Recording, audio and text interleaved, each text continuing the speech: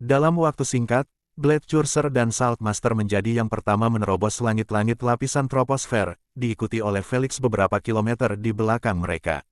Suara mendesing. Saat mereka melewatinya, mereka langsung dihantam tepat di wajah oleh angin kencang yang tiba-tiba, membuat mereka kehilangan keseimbangan dan memperlambat kecepatan mereka hingga minimum.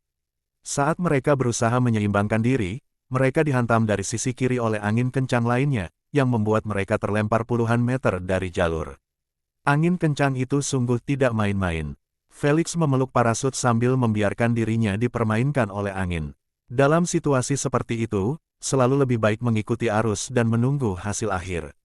Blade Curser dan Saltmaster nampaknya berpikiran sama karena mereka membiarkan diri mereka terbawa oleh angin kencang juga. Ketika pemain lainnya mencapai lapisan troposfer, mereka juga mengalami perlakuan yang sama, yang memungkinkan Felix dan mereka yang ada di depan tetap mempertahankan keunggulan mereka. Namun, setelah 30 detik dipermainkan seperti mainan oleh angin kencang, Felix menyadari bahwa ini mungkin memakan waktu lama. Dia tidak bisa mengandalkan keberuntungannya untuk tetap berada di depan selamanya karena angin kencang menerpa mereka secara acak.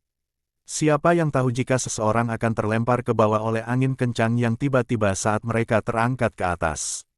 Karena angin kencang itu terus datang tanpa henti, itu artinya area ini memang ditujukan untuk rintangan ini. Felix beralasan, jika angin kencang itu menghantam kita sesekali, maka dapat diduga bahwa rintangan itu ditujukan untuk seluruh lapisan troposfer. Jadi, aku harus mencari jalan keluar sebelum yang lain menyadarinya. Felix tidak tahu pasti apakah daerah itu membentang sejauh 1 km atau 5 km. Namun, ia sudah mulai memikirkan metode yang dapat menahan angin kencang dan membantunya terus turun dengan kecepatan tercepatnya. Setelah beberapa saat, Felix menyadari bahwa dia hanya punya satu cara untuk membantunya. Sial, biayanya pasti mahal tapi akhirnya aku bisa terbang pada ketinggian yang hampir sama dengan Saltmaster. Tanpa ragu sedetik pun, Felix menjentikkan jarinya sambil memanggil dalam benaknya, manipulasi ukuran, X18. Segera setelah itu, tubuh Felix mulai tumbuh dengan cepat sementara pakaian anti-dinginnya terus mengembang bersamanya.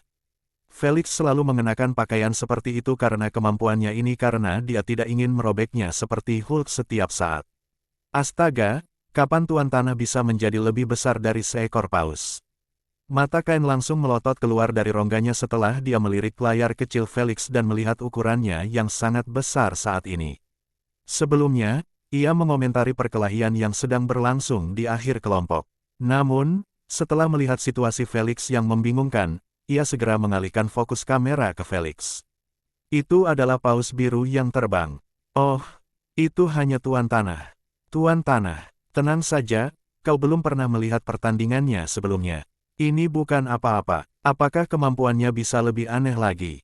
Reaksi pemirsa terbagi antara mereka yang mengenal kemampuan Felix dan mereka yang tidak.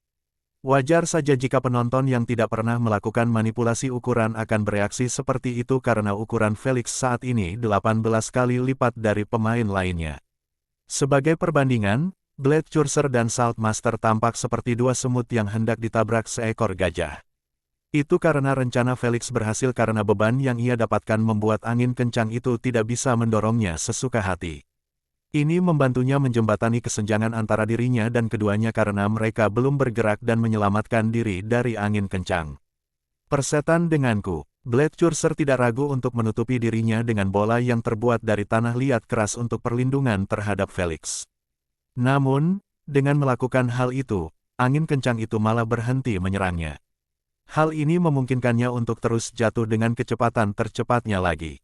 Kesempatan. Saltmaster langsung mengulurkan telapak tangannya ke arah bola tanah liat Blade Curser dan membentuk bayangan humanoid di atasnya.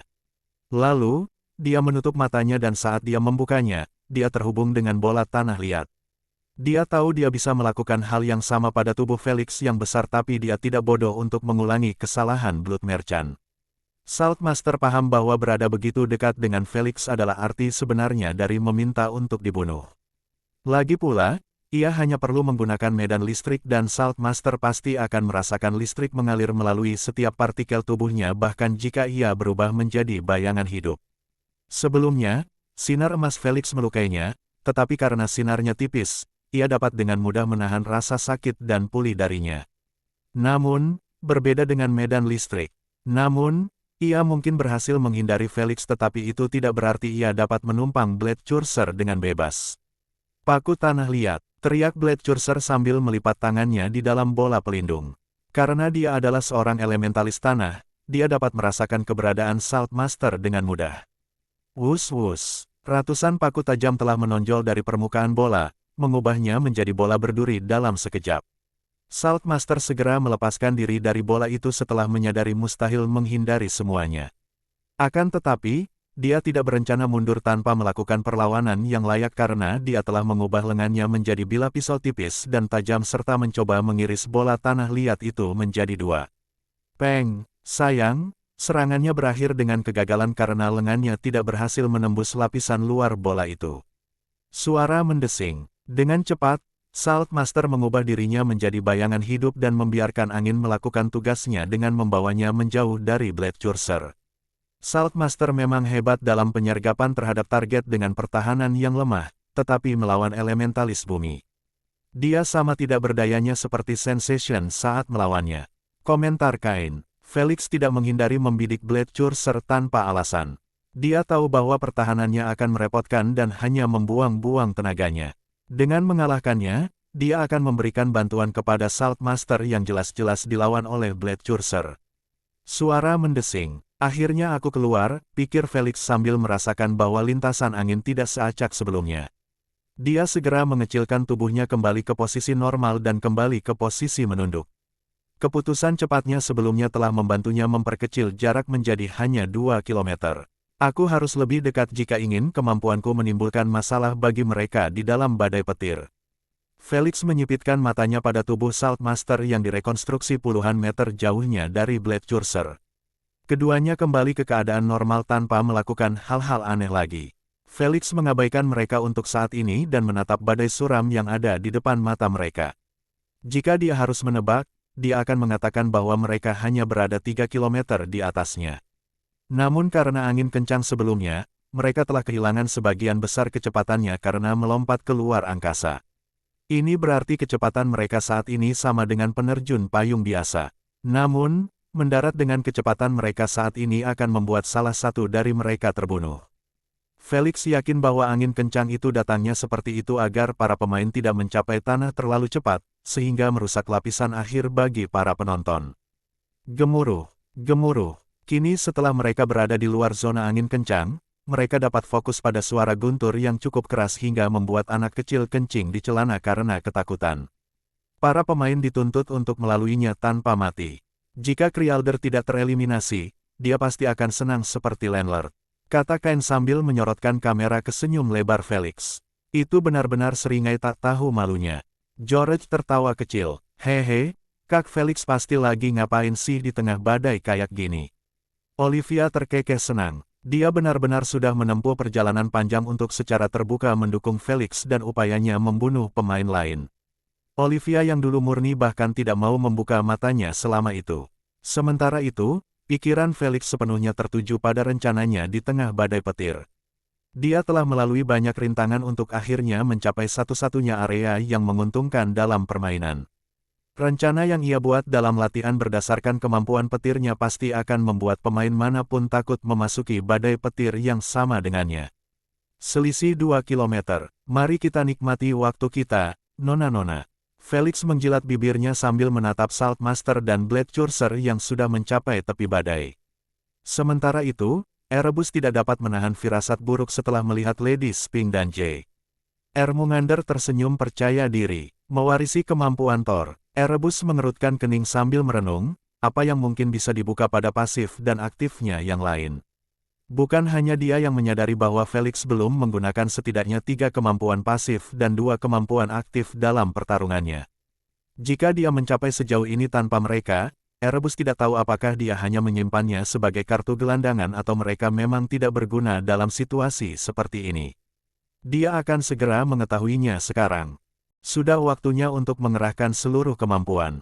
Salt Master berpikir dengan ekspresi serius sambil menatap awan kelabu di bawahnya, kekuatannya akan meningkat setidaknya 2 kali lipat di lingkungan favoritnya.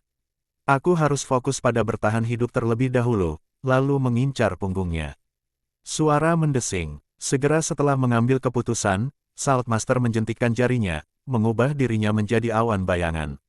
Sebelum seorang pun dapat menyadari apa yang tengah dilakukannya, mereka terdiam saat melihat puluhan versi dirinya muncul secara berkelompok.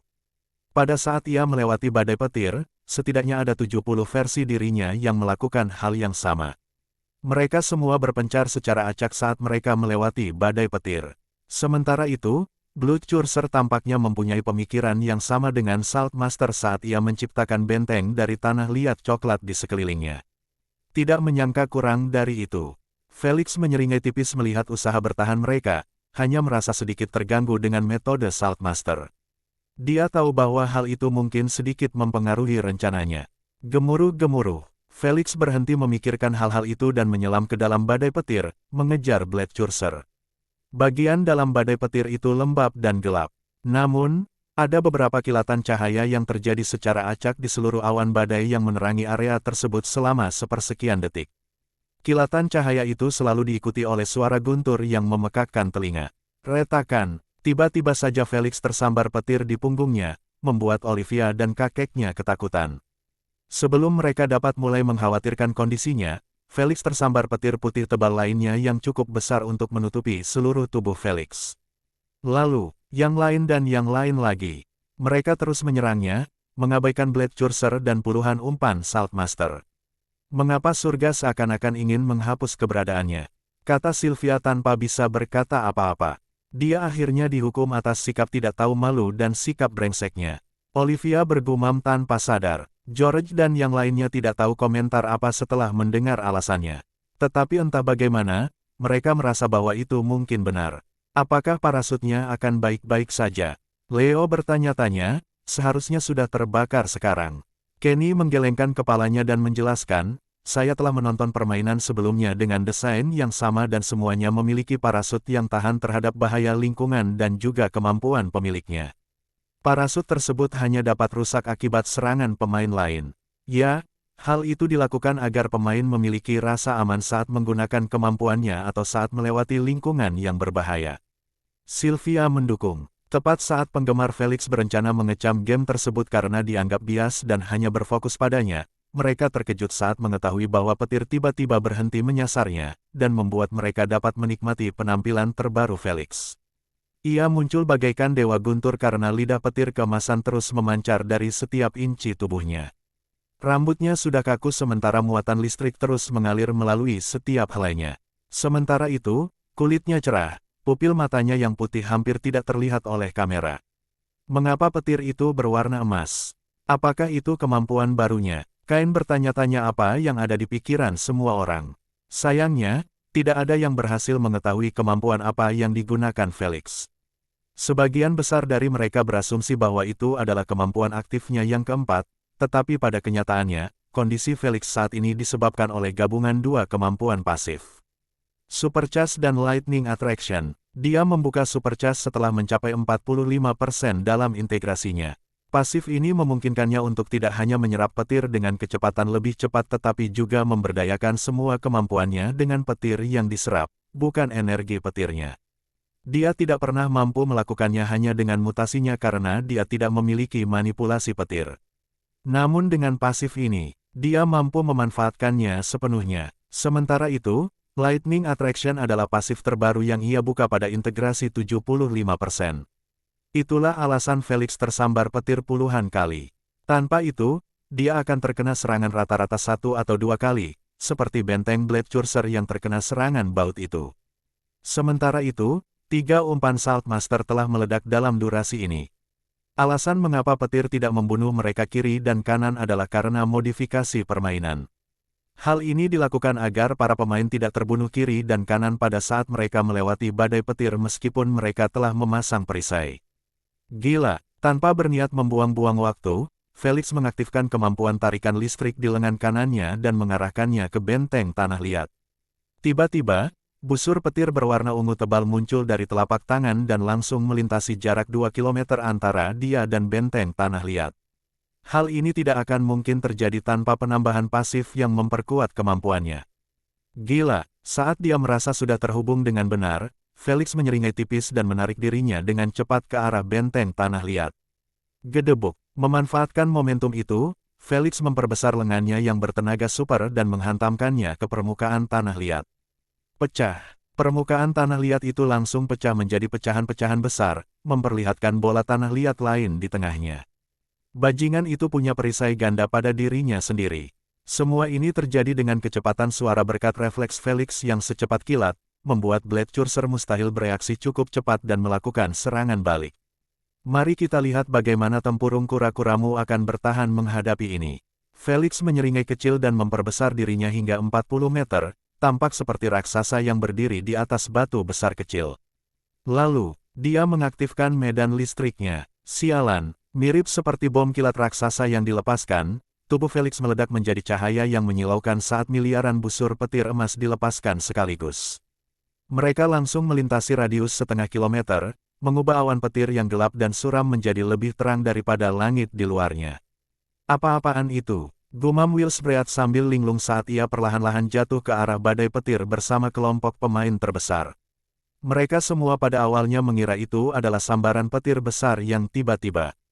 Namun, melihat cahaya itu terus ada selama beberapa detik sementara guntur tidak terdengar, mereka langsung menyadari bahwa itu adalah perbuatan pemain. Tuan Tanah. Mereka semua memikirkan hal itu pada saat yang sama karena dialah satu-satunya yang tersisa dengan kemampuan flamboyan seperti itu di kelompok terdepan. Apa yang terjadi di sana? Aku merinding hanya dengan melihat area seluas itu menjadi terang. Willsbread menelan ludah sambil berusaha sekuat tenaga untuk memperlambat dirinya lebih jauh lagi. Jika Kain dan pemirsa tidak sedang tercengang, mereka pasti memuji intuisinya.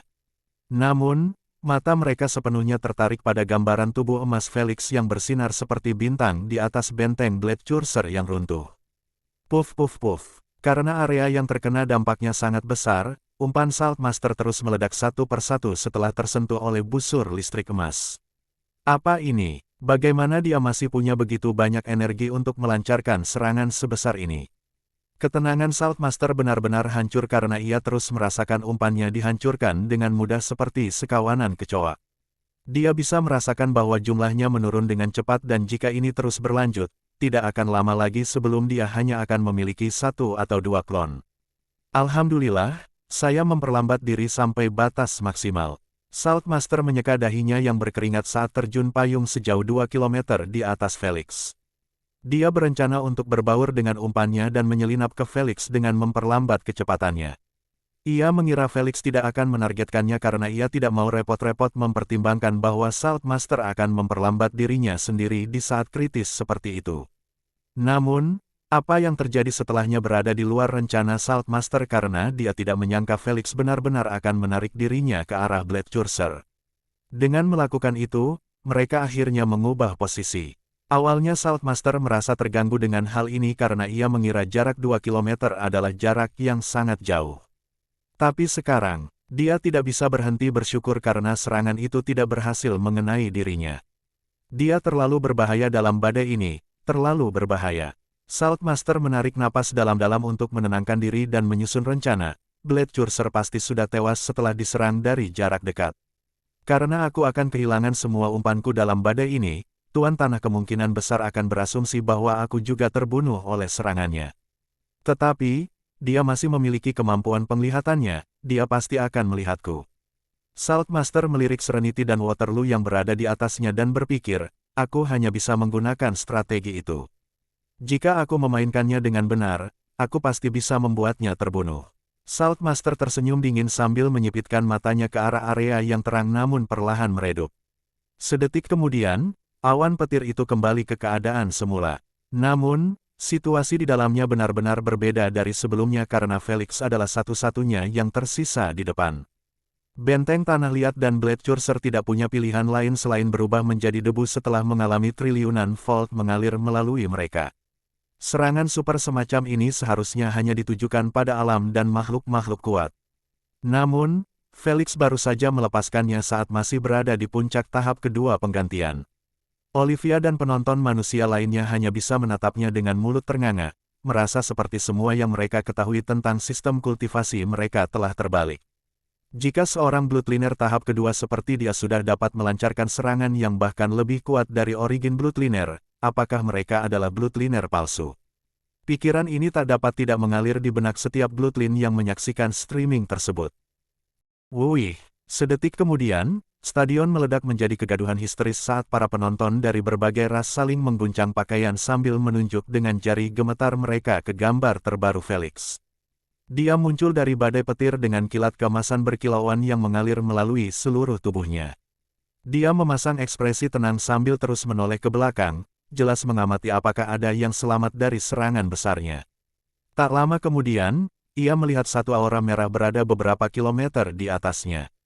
Felix mengernyitkan alisnya saat menyadari bahwa bentuk aura itu milik Waterloo.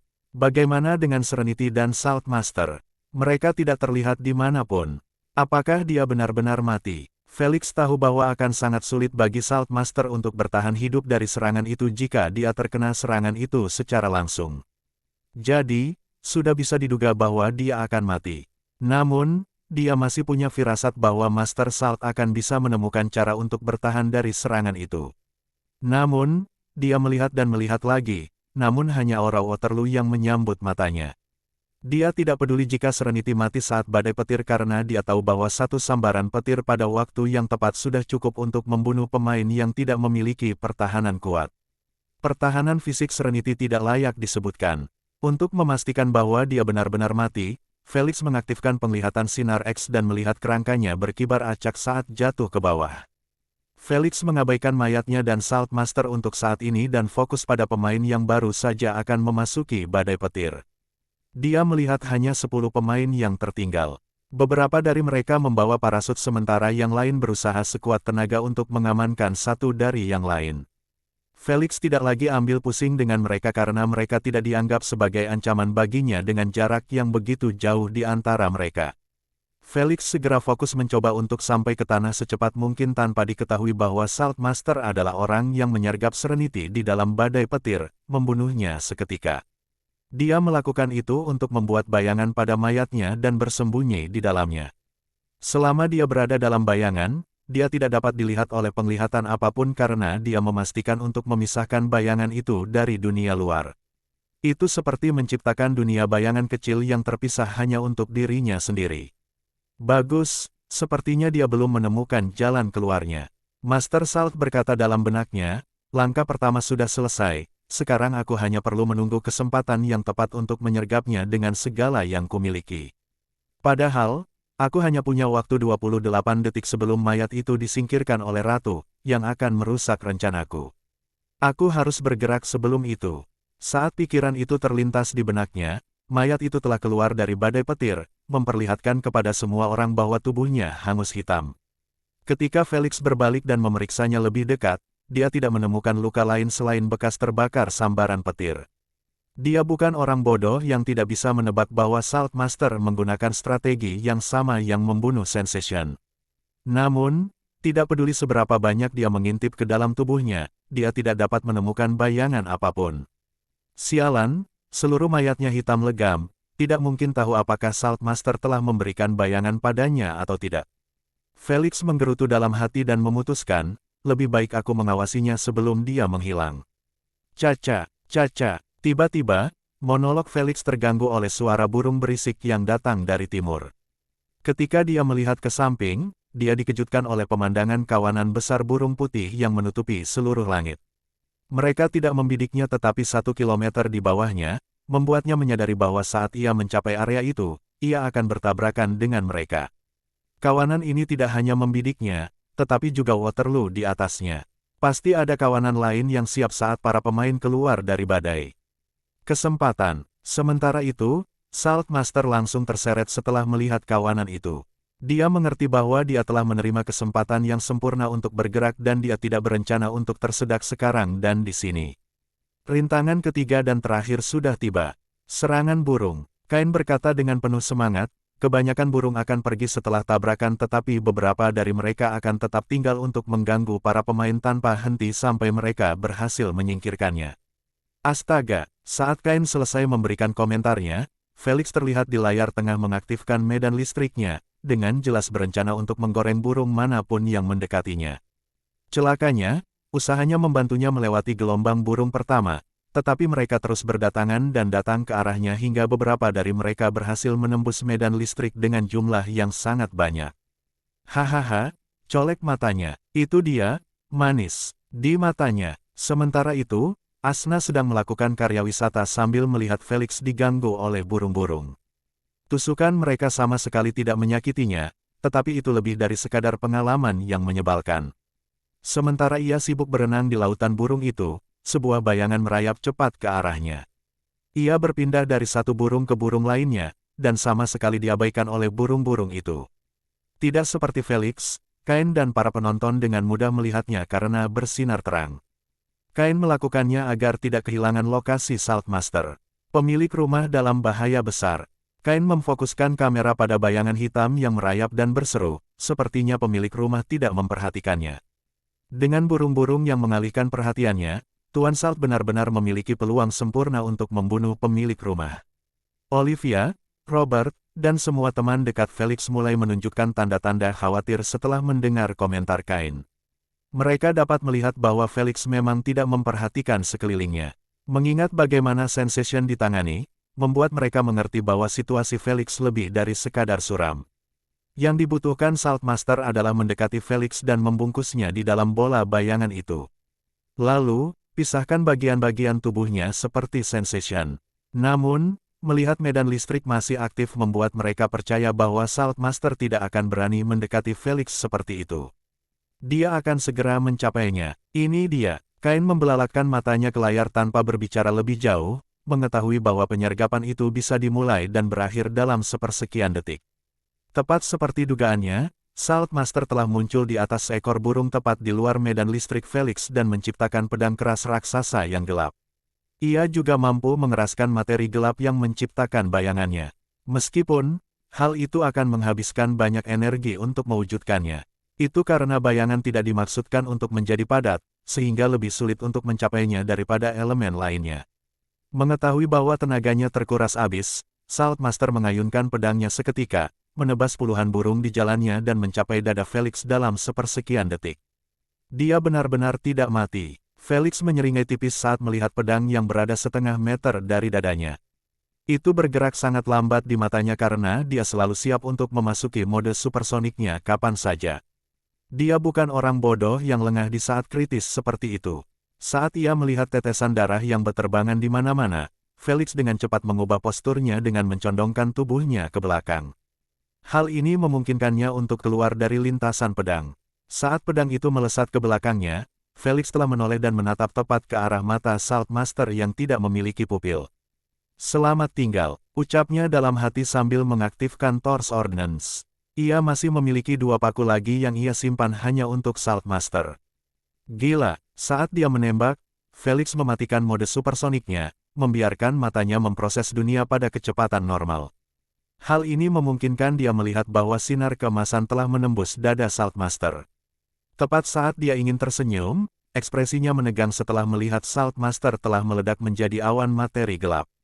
Tidak mungkin, refleksnya tidak secepat itu sementara jarak kita hanya 6 meter. Felix berseru dalam hatinya, sedikit terguncang karena Saltmaster benar-benar berhasil berubah menjadi bayangan hidup melalui serangan balik yang begitu sempurna. Tidak peduli bagaimana dia mencoba memahaminya, dia menganggapnya tidak masuk akal. Dia bisa mengerti mengapa dia bisa menghindari sinar emas itu ketika jaraknya hanya beberapa kilometer, tetapi dia tidak bisa membayangkan bagaimana Saltmaster melakukannya dalam jarak kurang dari 10 meter. Mungkin itu umpan. Tepat saat sebuah ide gila muncul di benaknya, Felix merasakan tatapan dingin di punggungnya. Ketika dia menoleh ke belakang, dia melihat kepala Saltmaster muncul dari ujung pedang hitam yang hendak melakukan setengah ayunan. Felix langsung memasuki mode supersonik lagi, ingin memberi dirinya waktu untuk menghindari apapun yang akan datang padanya. Namun, dia akhirnya merasa aneh saat melihat seringai kemenangan perlahan muncul di wajah Saltmaster. Yang membuatnya lebih menyeramkan adalah ketika kepala Saltmaster perlahan tenggelam kembali ke dalam pedang hitam itu. Sepertinya dia melakukan semua ini hanya dengan melirik Felix.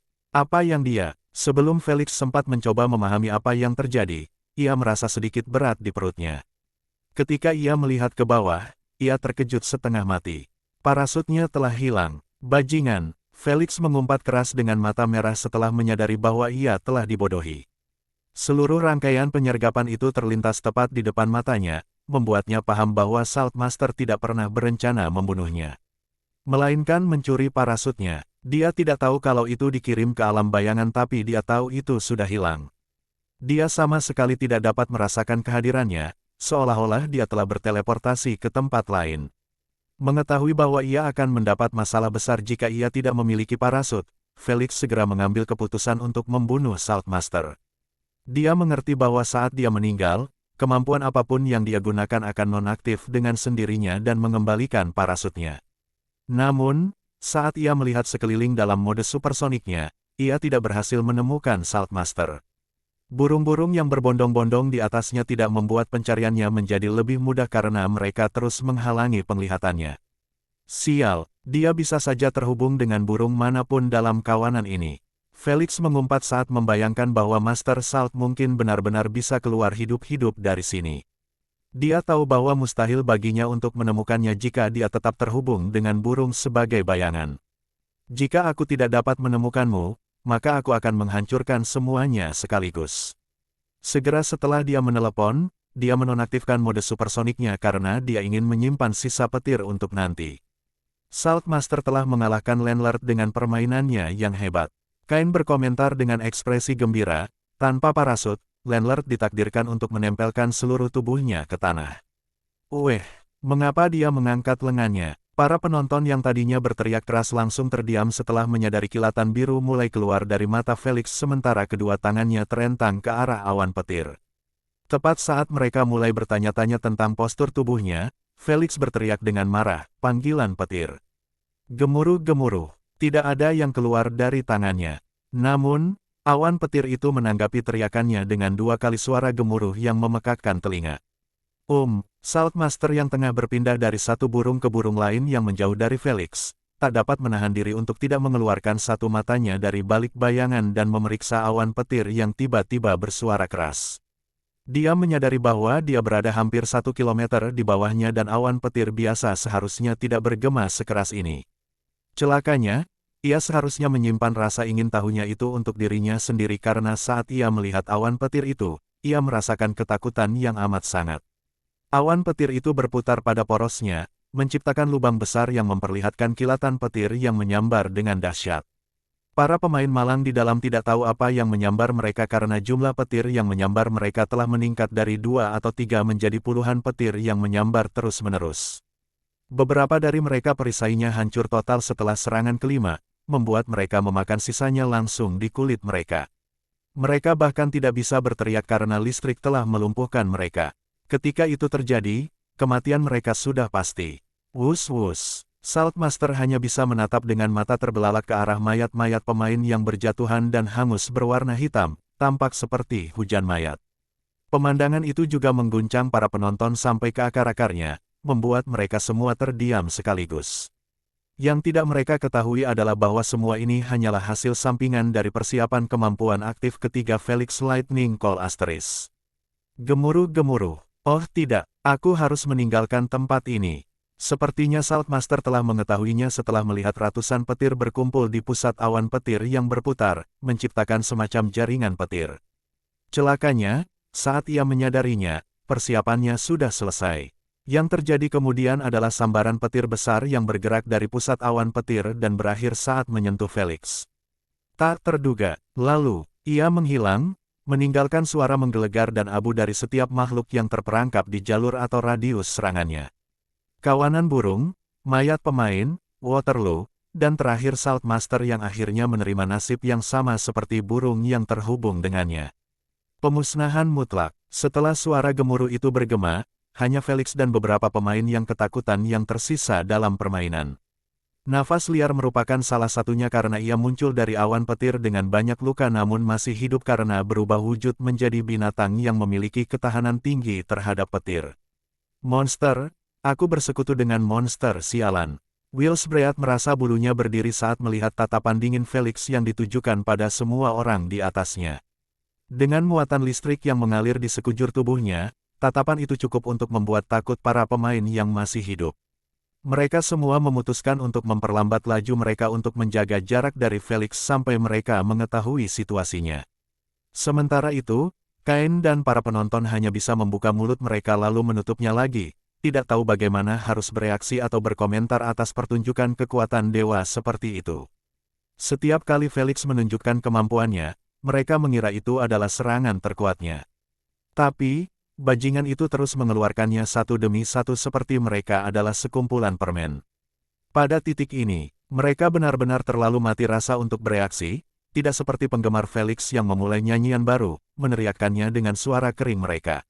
Dewa Guntur, Dewa Guntur, Dewa Guntur. Kegaduhan mereka memenuhi seisi stadion tanpa ada satupun klub yang berani buka mulut dan mendukung idolanya. Bagaimana mungkin mereka bisa melakukan itu ketika Felix akhirnya membunuh 7 pemain di tengah badai petir dan 2 pemain lainnya di luar badai itu dengan satu kemampuan sialan itu. Hanya 3 pemain yang tersisa di sepanjang permainan dan mereka ketakutan setengah mati untuk mendekati Felix. Kau mendengarnya, Lady Spink tersenyum tipis pada Erebus yang tangannya mencengkeram erat kursi berlengan, jelas-jelas mengekspresikan kemarahan dan frustrasinya atas kematian tak terduga dari jagoannya. Ia sangat puas dengan penampilan juaranya karena ia telah mengecoh Sensation dan Felix dengan rencana cerdiknya. Ketika Erebus melihat bagaimana ia berhasil mengangkut parasut Felix ke alam bayangan, ia sudah mempersiapkan diri untuk meminum sampahnya kemenangan. Sayang, dia tidak memperhitungkan bahwa Felix telah membuka kemampuan panggilan petir, salah satu kemampuan paling merusak yang dimiliki Thor. Aku harus mengakui bahwa kemampuan anakmu tidak terlalu buruk. Erebus membuka tinjunya dan berkata dengan santai, dia mungkin telah membunuh jagoanku dan memenangkan taruhanmu, tapi dia tetap akan mati.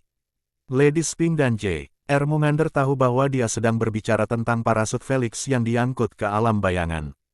Tidak seperti Felix yang menduga parasutnya akan dikembalikan dalam keadaan sama, mereka sudah tahu bahwa parasutnya akan hilang saat Salt Master meninggal. Acts by Pub Future. Itu karena benda yang dipindahkan ke alam bayangan akan tunduk pada hukum alam itu.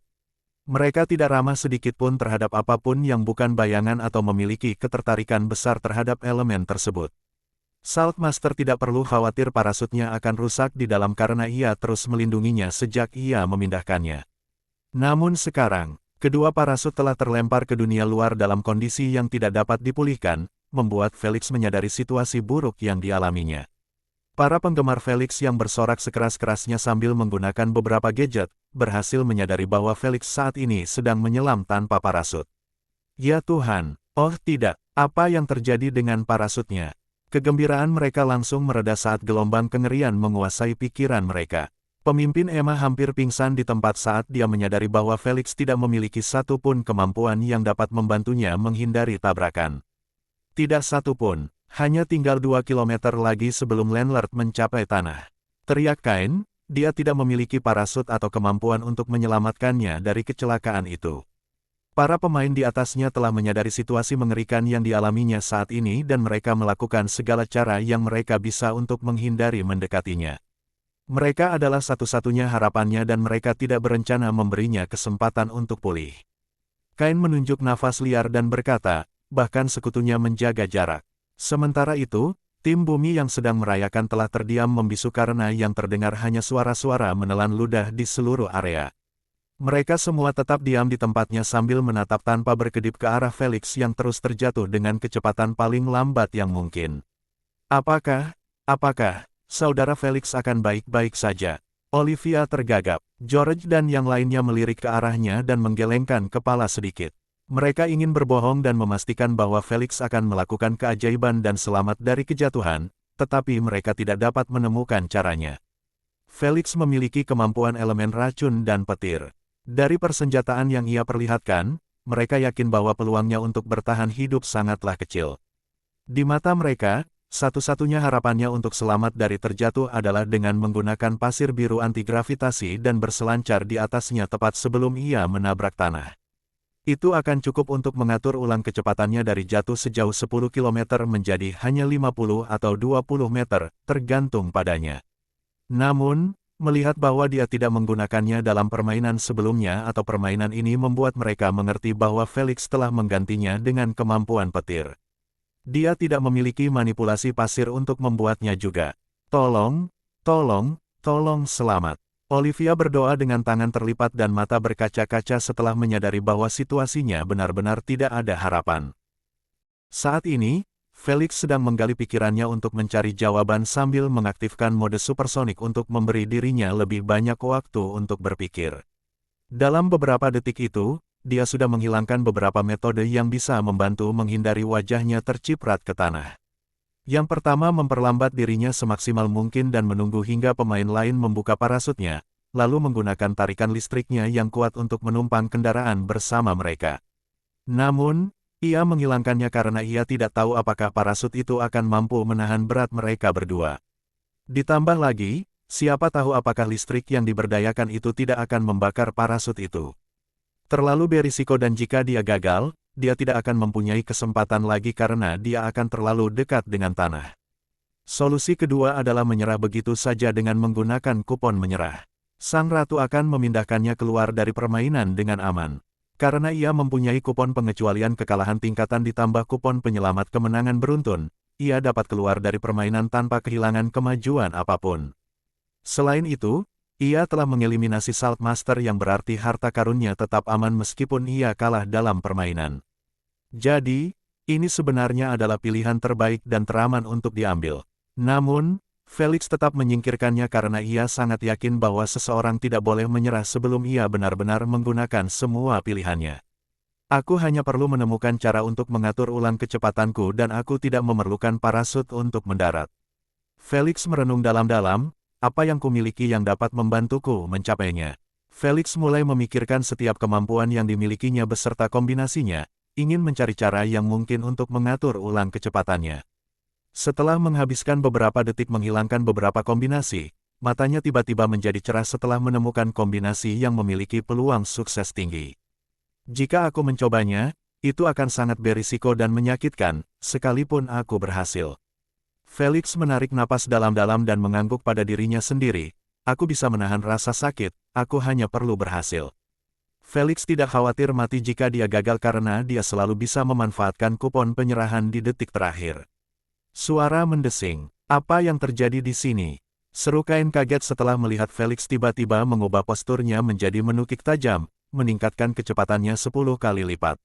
Ini mengejutkan semua orang karena mereka tidak menyangka bahwa Felix akan mempercepat kematiannya sendiri. Mati kamu bajingan, kamu telah membunuh idolaku. Aku tak sabar melihat darahnya berceceran di mana-mana. Semoga saja dia tidak punya kupon penyerahan. Kebanyakan penonton terus mencemooh dan meneriakkan komentar-komentar kebencian kepada Felix karena dia sendiri yang membantai lebih dari 50% daftar peserta. Sementara itu, para penggemar dan anggota keluarganya terus berteriak mendukung, mengetahui bahwa Felix tidak pernah bergerak tanpa rencana di baliknya. 2 km, 1 km, 500 meter, 200 meter, 100 meter. Semua orang menjadi tenang setelah melihat Felix mencapai ketinggian tersebut tanpa melakukan apapun untuk menyelamatkan dirinya. Namun, saat Felix berada pada jarak 10 meter, para penonton dikejutkan oleh munculnya sebuah sinar keemasan yang sangat besar dari tangannya yang terulur. Sinar emas tersebut adalah sinar terbesar yang pernah diciptakan Felix dalam permainan ini karena sinar tersebut diperkuat oleh muatan pasif supernya yang menggunakan petir yang tersimpan sebagai sumber daya. Dia memiliki banyak itu karena sebelumnya pernah disambar oleh kemampuan panggilan petirnya.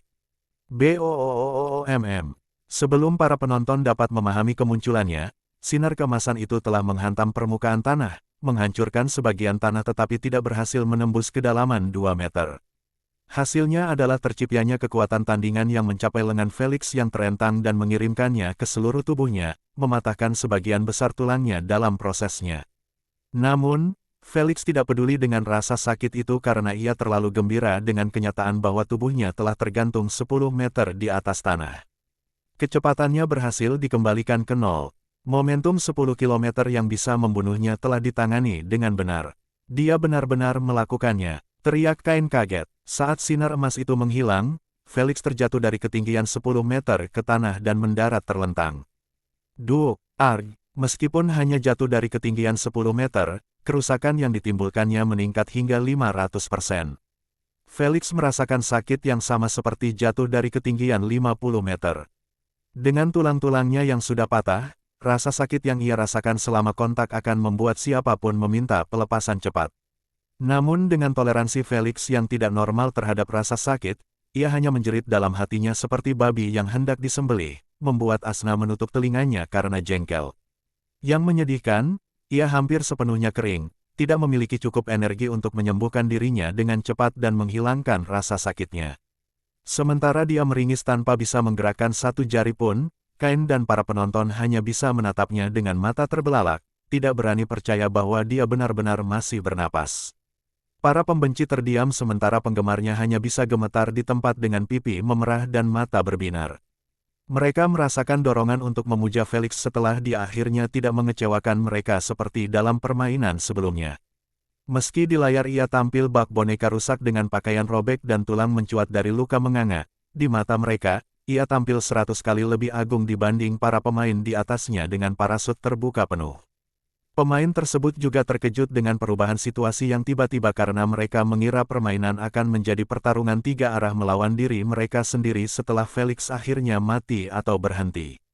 Tapi sekarang, mereka hanya bisa saling memandang dengan ekspresi putus asa saat mereka meluncur perlahan ke tanah. Bagus sekali Tuan Tanah, bagus sekali.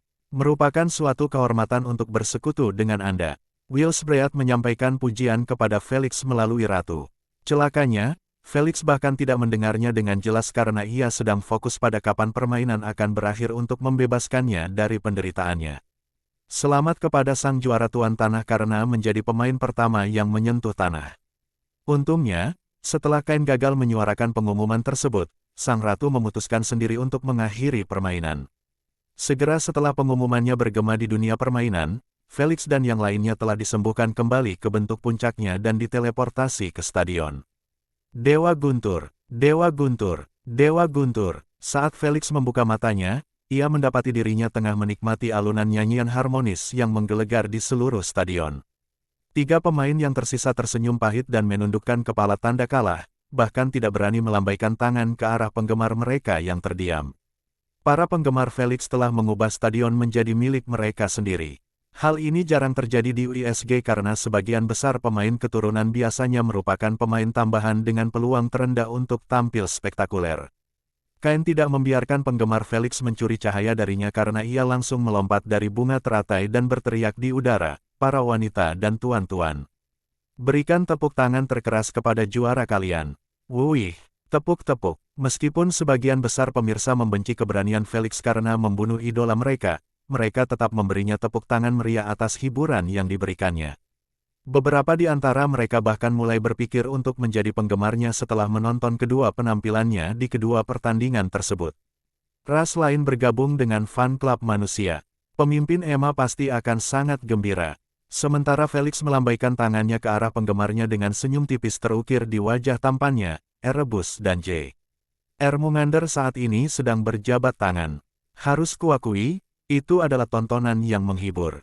Erebus tertawa saat melepaskan tangan J. Ermengander, sangat setuju. J. Ermengander tersenyum, juaramu benar-benar bertarung dengan baik. Meskipun dia sudah meninggal, aku tetap merasa puas karena berhasil mengamankan harta karun Kumiho. Ucap Erebus dengan ekspresi senang. Itulah sebabnya dia tenang menghadapi kekalahan itu. Harpa adalah target utamanya dan untungnya Saltmaster mendapatkannya untuknya. Jelas bahwa Saltmaster diberi instruksi yang jelas untuk terutama fokus pada hal itu. Saltmaster pasti akan merasa sangat sedih jika dia tahu bahwa harpa yang diperjuangkannya sampai mati hanyalah sebuah hadiah yang akan digunakan untuk mengamankan kencan dengan sang pemrakarsa suara, Siren. Sayangnya, ini adalah pertandingan para juara. Para leluhur hanya bermain-main untuk bersenang-senang tanpa mempedulikan kesejahteraan para juara mereka. Jika salah satu meninggal, ia dapat dengan mudah digantikan oleh yang lain.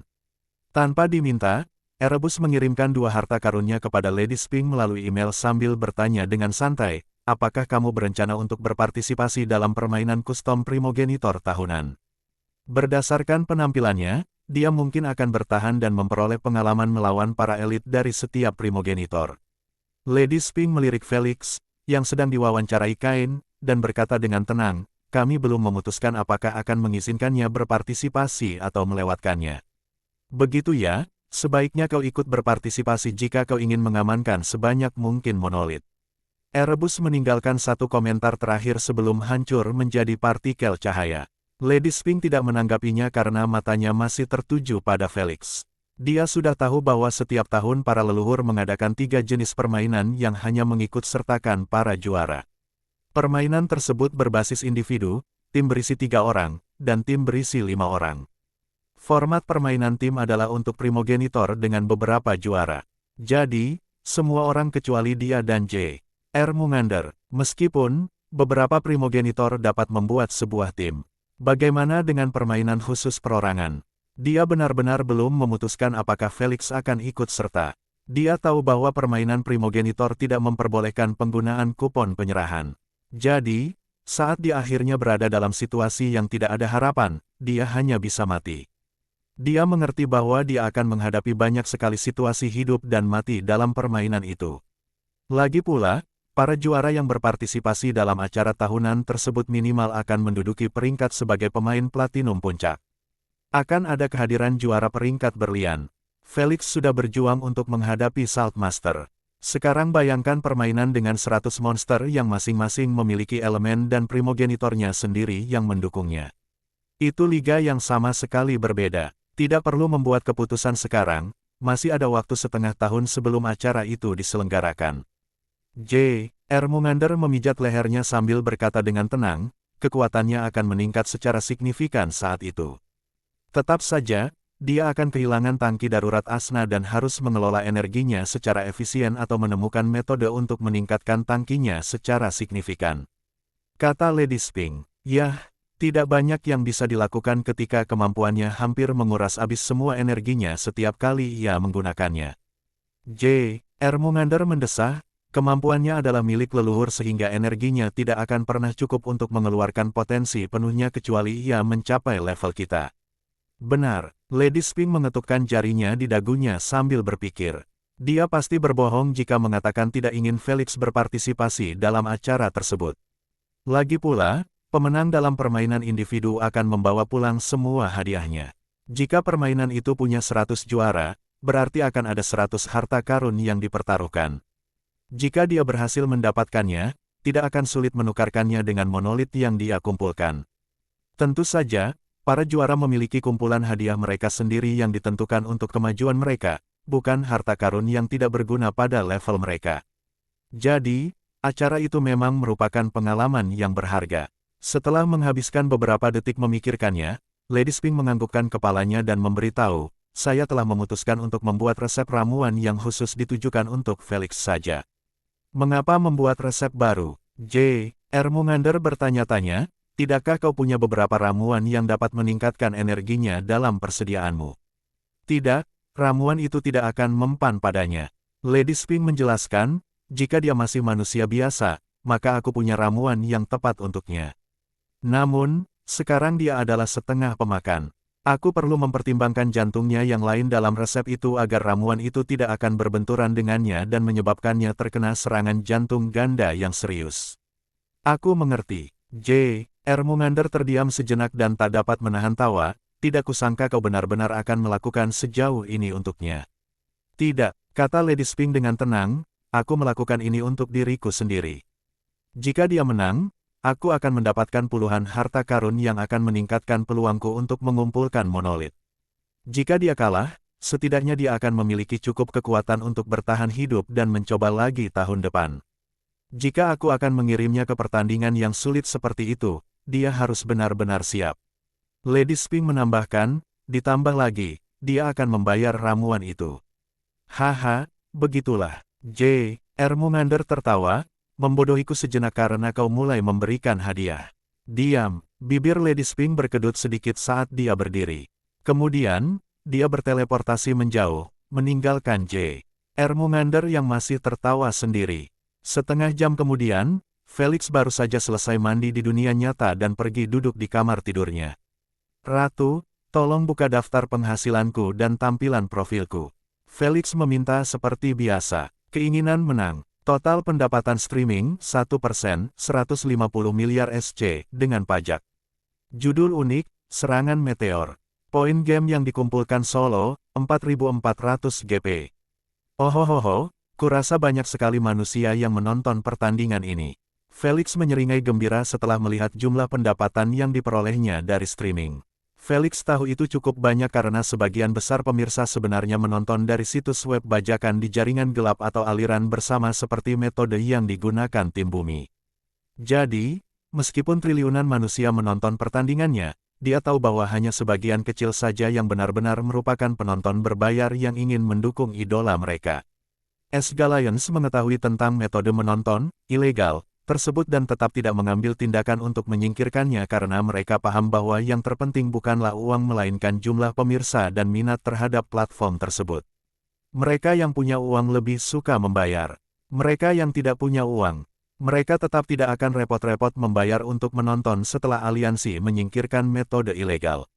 Oleh karena itu, lebih baik meninggalkannya saja agar SG tetap menjadi platform hiburan nomor 1 di jagat raya. Poin permainanku memang agak rendah. Felix menggaruk pipinya, kurasa lebih baik menahan diri untuk tidak menggunakan kupon GP ganda untuk saat ini. Felix telah berencana untuk menggunakannya beberapa kali tetapi dia tidak pernah menemukan permainan yang dapat membantunya mendapatkan banyak poin permainan sementara pada saat yang sama masih fokus pada kejuaraan. Bahkan permainan planet tidak begitu membantu karena lawan-lawannya selalu menyerah dalam 5 menit pertama. Dia mengerti bahwa selama dia terus menahannya, akan semakin sulit untuk mendapatkan banyak poin permainan karena kesulitan permainan yang akan datang meningkat secara nyata.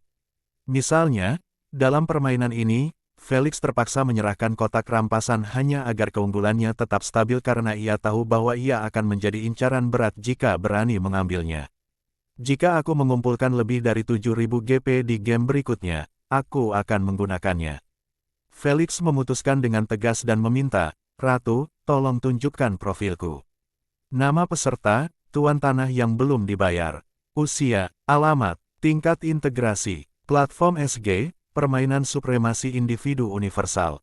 Peringkat, emas tingkat puncak. Jumlah permainan yang dimainkan, 008. Kemenangan, 008. Kerugian, 000. Rentetan kemenangan, 008. Klik untuk mendapatkan hadiah. Rentetan kekalahan, 000. Eliminasi, 061.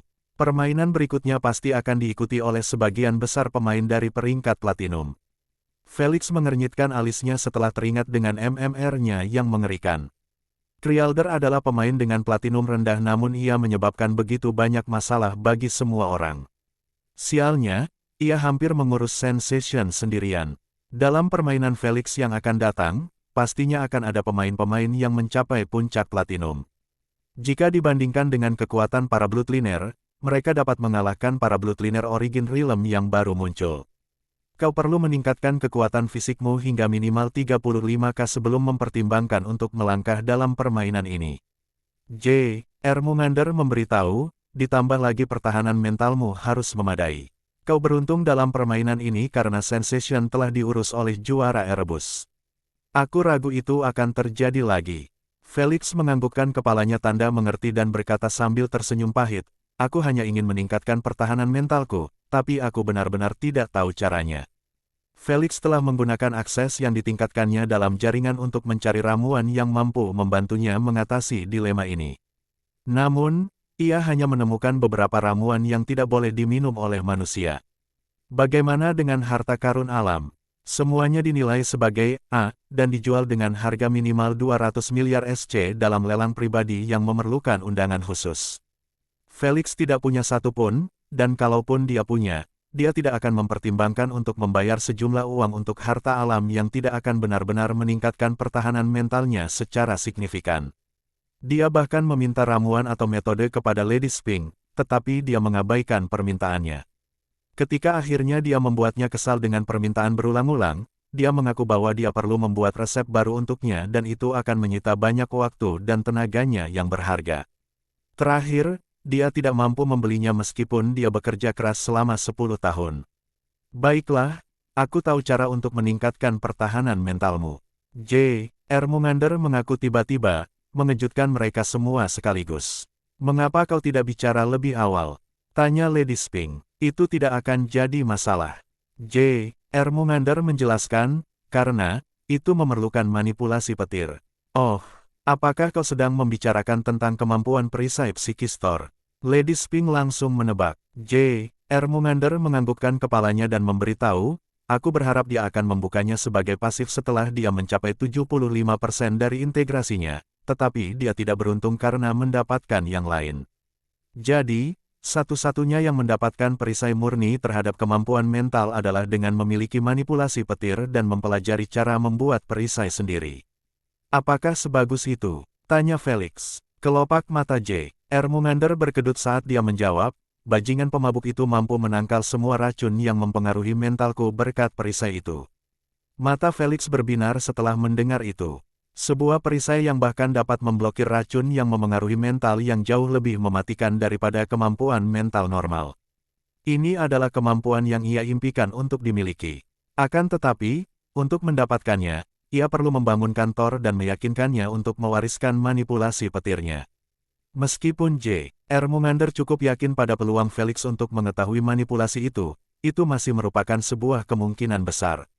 Siapa yang tahu kalau depresi Thor begitu dalam sehingga dia bahkan tidak mau bangun setelah Felix mencapai 99%. Segalanya mungkin. Dalam 1 atau 2 minggu, kiriman yang berisi botol-botol petirku akan tiba di sini. Felix menganggukkan kepalanya dengan tegas, aku akan mulai mempersiapkan cara untuk meyakinkan tetua Thor agar mewariskan manipulasinya. Ermomander melambaikan tangannya dengan acuh tak acuh dan berkata, jangan repot-repot dengan hal-hal seperti itu. Fokus saja pada latihanmu. Erebus tertawa terbahak-bahak setelah melihat kuku hitam kecilmu. Aku tetap saja membunuh jagoannya, bukan? Gerutu Felix. Saya bangga akan hal itu, kata Ermomander sambil tersenyum tipis. Akan tetapi, sebelum Felix bisa merasakan percikan kegembiraan saat mendengar itu, Ermomander memberinya tatapan mematikan khasnya dan berkata, tapi apa hubungannya dengan manipulasi racunmu yang jauh tertinggal dari yang lain? Hehehe, kucing itu yang menggigit lidahmu. Asna tertawa melihat senyum Felix yang menegang. Felix berpura-pura tuli terhadap ejekannya dan segera mengklik ikon kemenangannya untuk mengganti topik pembicaraan. Setelah melihat 5 kupon yang baru diberikan, dia berseru kegirangan, beruntung. Felix mengabaikan 4 kupon umum lainnya yang dibukanya dan fokus pada kupon terakhir. Kupon back-to-back, memungkinkan pengguna untuk tidak menunggu 2 bulan sebelum memulai permainan lain, 365 hari sebelum kedaluarsa. Tidak heran dia senang mendapatkan kupon ini.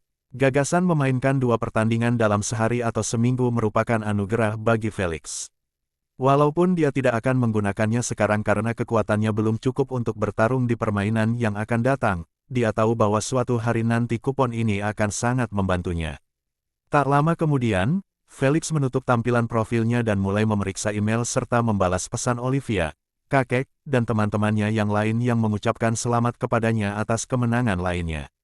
Setelah selesai, ia memeriksa jaringan untuk mendapatkan informasinya dan menutupnya setelah merasa senang dengan berita viral yang menyebar di galaksi Bima Sakti. Semakin banyak perhatian yang tertuju padanya, semakin banyak koin yang akan diperolehnya dalam permainan. Dengan tambahan 150 miliar SC ini, kini aku punya lebih dari 200 miliar SC di rekening bankku.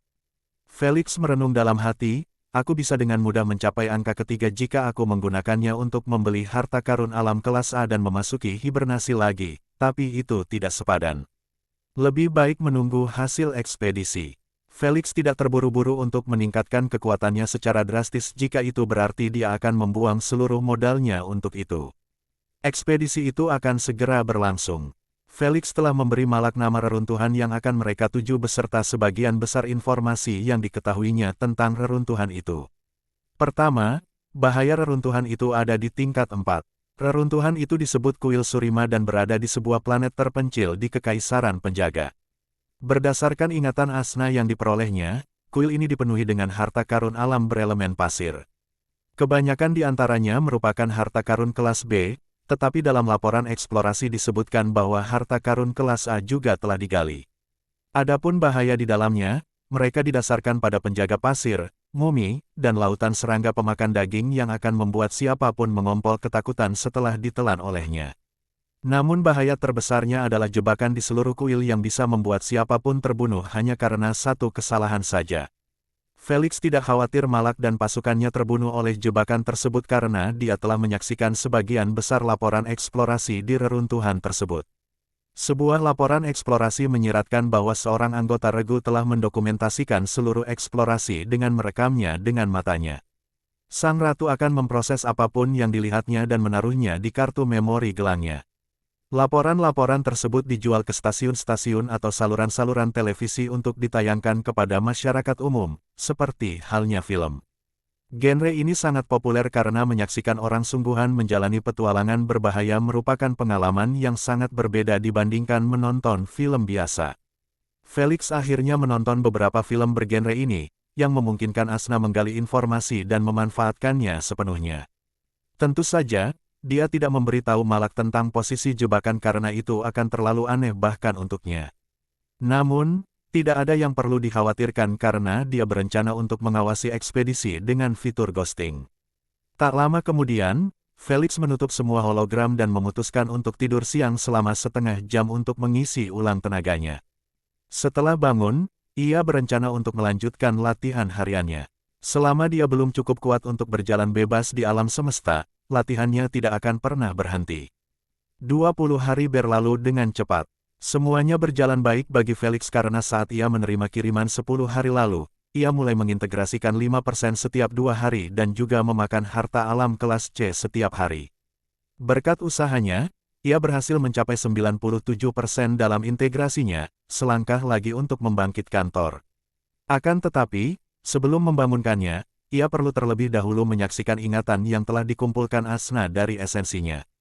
Saat ini ia tengah duduk bersama para penyewanya di kamar tidur Asna sambil fokus pada cermin yang gelap. Sudah kubilang, ini hanya buang-buang waktu. Asna mengeluh, ingatan bajingan itu hanya tentang bermain-main dengan wanita dan minum-minum sampai pingsan. Benar sekali, Thor. J. Ermengander tersenyum kecut, dia orang yang suka membuat keributan dan sangat pecandu alkohol. Dia memiliki koleksi minuman paling mengesankan di seluruh jagat raya. Dewi Spink tertawa pelan dan berkata, sementara para pemujanya menyatakan dia sebagai dewa petir, dia menyebut dirinya sendiri sebagai dewa alkohol. Kelopak mata Felix berkedut setelah mendengarnya. Dia dapat merasakan bahwa Thor akan menjadi sosok yang sulit dihadapi, tidak seperti J. Ermengander dan Lady Spink yang tenang dan bijaksana. Saya masih ingin melihat sendiri, tegas Felix. Baiklah. Asna memukul lengannya dengan remote control dan berbalik ke sisi lain, tidak ingin menonton ulang kenangan terkutuk itu lagi. Felix menekan tombol play sambil memijat lengannya. Kali ini dia tidak memegang buku catatan atau pena karena ingatan fotografisnya. Hal pertama yang muncul di layar adalah pantat putih mulus, membuat Felix mempertanyakan pandangannya sejenak.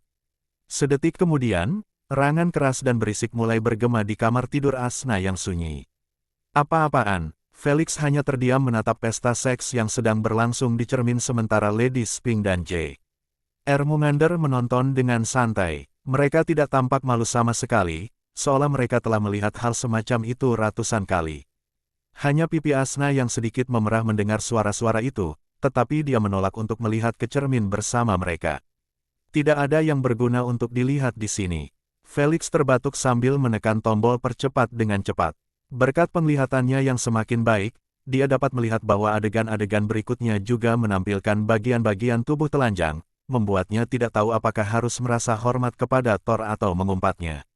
Setelah melewatkan sekitar 3 menit ingatan, Felix akhirnya berhenti pada sebuah adegan di mana Thor terlihat duduk di depan cermin dengan pakaian lengkap. Ia mengenakan jubah panjang berwarna biru yang sangat indah, serasi dengan kulitnya yang putih, janggut putihnya yang tebal, alis hitamnya yang tipis, dan rambutnya yang panjang dan bergelombang, hitam dan putih. Rambutnya dibelah di tengah, persis seperti rambut Felix. Dia memang tampan dan tampak seperti pria bermartabat yang tidak pernah menerima penolakan.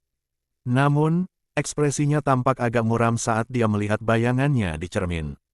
Dia membawa sebotol besar anggur merah ke mulutnya dan meneguknya habis dalam waktu kurang dari sedetik. Gedebuk, dia memecahkan toples anggur dengan lantai dan mendengus keras, tampak sangat puas dengan minumannya. Sayang, kepuasannya hanya bertahan beberapa detik sebelum kesedihan kembali menguasainya. Kamu membuatku jijik. Thor menunjuk jarinya ke pantulan bayangan itu dan berbicara dengan nada mabuk. kamu satu-satunya primogenitor yang menganggap serius pekerjaan pembiakannya.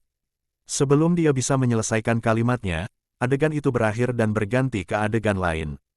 Felix terdiam setelah melihat bahwa Lady Spink dan J. Ermomander menunjukkan tanda-tanda frustrasi. Sepertinya kata-kata Thor telah membuka luka lama. Itu tentang teori bahwa seluruh keberadaan primogenitor adalah untuk mengisi alam semesta dengan berbagai ras yang dapat menggunakan unsur-unsur. Mereka semua merasa bahwa teori ini adalah hal yang nyata dan bahwa seluruh makna dan tujuan hidup mereka adalah menjadi mesin pengembangbiakan. Jika ingatan Thor sebagian besar didasarkan pada kehidupan seksualnya, itu hanya berarti bahwa ia menghabiskan seluruh waktunya untuk mencari kenikmatan dalam seks dan minuman keras. Tidak heran dia mengalami depresi berat seperti J. Ermomander. Itu adalah kehidupan yang benar-benar tidak berarti dan tidak ada kebutuhan untuk memperpanjangnya melampaui miliaran tahun yang telah dijalaninya. Felix mengklik tombol play setelah melihat Lady Spink dan J. Ermomander telah pulih. Namun, adegan berikutnya hanya memperlihatkan Thor yang duduk di alam liar di bawah 2 bulan purnama dengan puluhan toples anggur tergeletak di sekelilingnya. Dia tidak melakukan apapun kecuali duduk dengan menyilangkan kaki dan meneguk banyak-banyak minuman dari toples di tangannya. Suasananya tenteram, memungkinkan siapapun berenang dalam pikirannya sendiri dengan damai. Ini akan bagus dalam beberapa situasi tetapi juga mematikan dalam situasi lain. Bagaimana dengan orang yang mengalami depresi berat? Ditinggal sendirian dengan pikirannya sendiri jauh lebih berbahaya daripada menghadapi perampok. Setidaknya perampok hanya akan mencuri uang Anda. Tetapi pikiran negatif Anda sendiri akan mencuri sedikit kewarasan dan membuat Anda menyetujui keputusan yang tidak akan pernah dapat Anda buat di samping orang yang Anda cintai. Hari ini sama saja seperti kemarin, dan pasti akan sama saja besok dan lusa, gumam Thor sambil menatap bulan. Kalau aku akan terus menjalani hari-hariku dalam lingkaran tak berarti ini, apa gunanya aku hidup? Thor meneguk anggur dari botol dan mendecakkan bibirnya. Kemudian, dia berkata dengan senyum lebar dan tulus, lebih baik aku memutus ikatan itu dan membebaskan diriku. Layar langsung gelap setelah Thor mengucapkan kalimat yang menyayat hati itu. Felix dan yang lainnya hanya bisa menatap layar dengan ekspresi muram. Alasan mereka merasa demikian mungkin beragam, tetapi semuanya sepakat pada satu hal.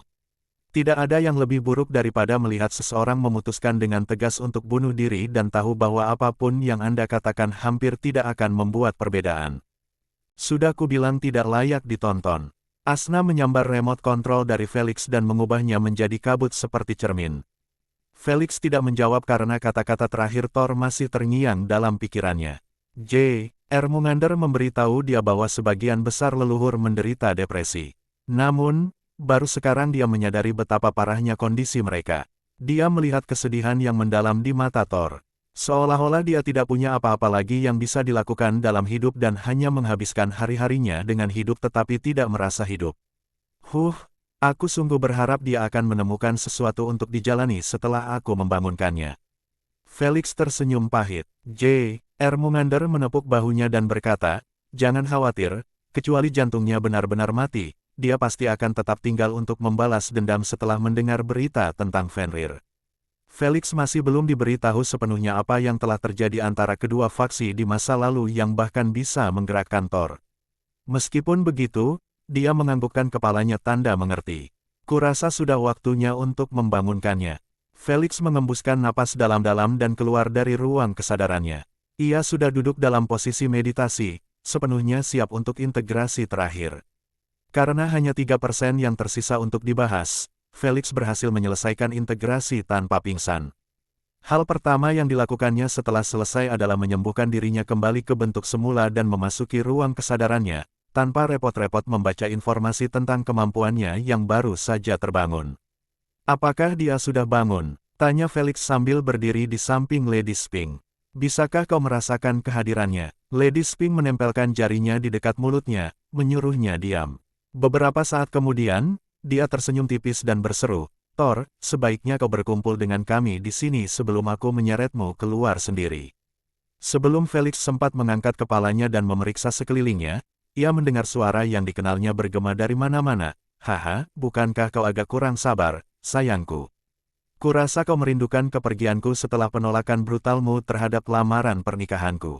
Sebelum Felix dan Asna bisa bereaksi terhadap informasi dramatis yang begitu menarik, Lady Sphinx membentuk cakar harimau di tangannya dan memukul udara di depannya.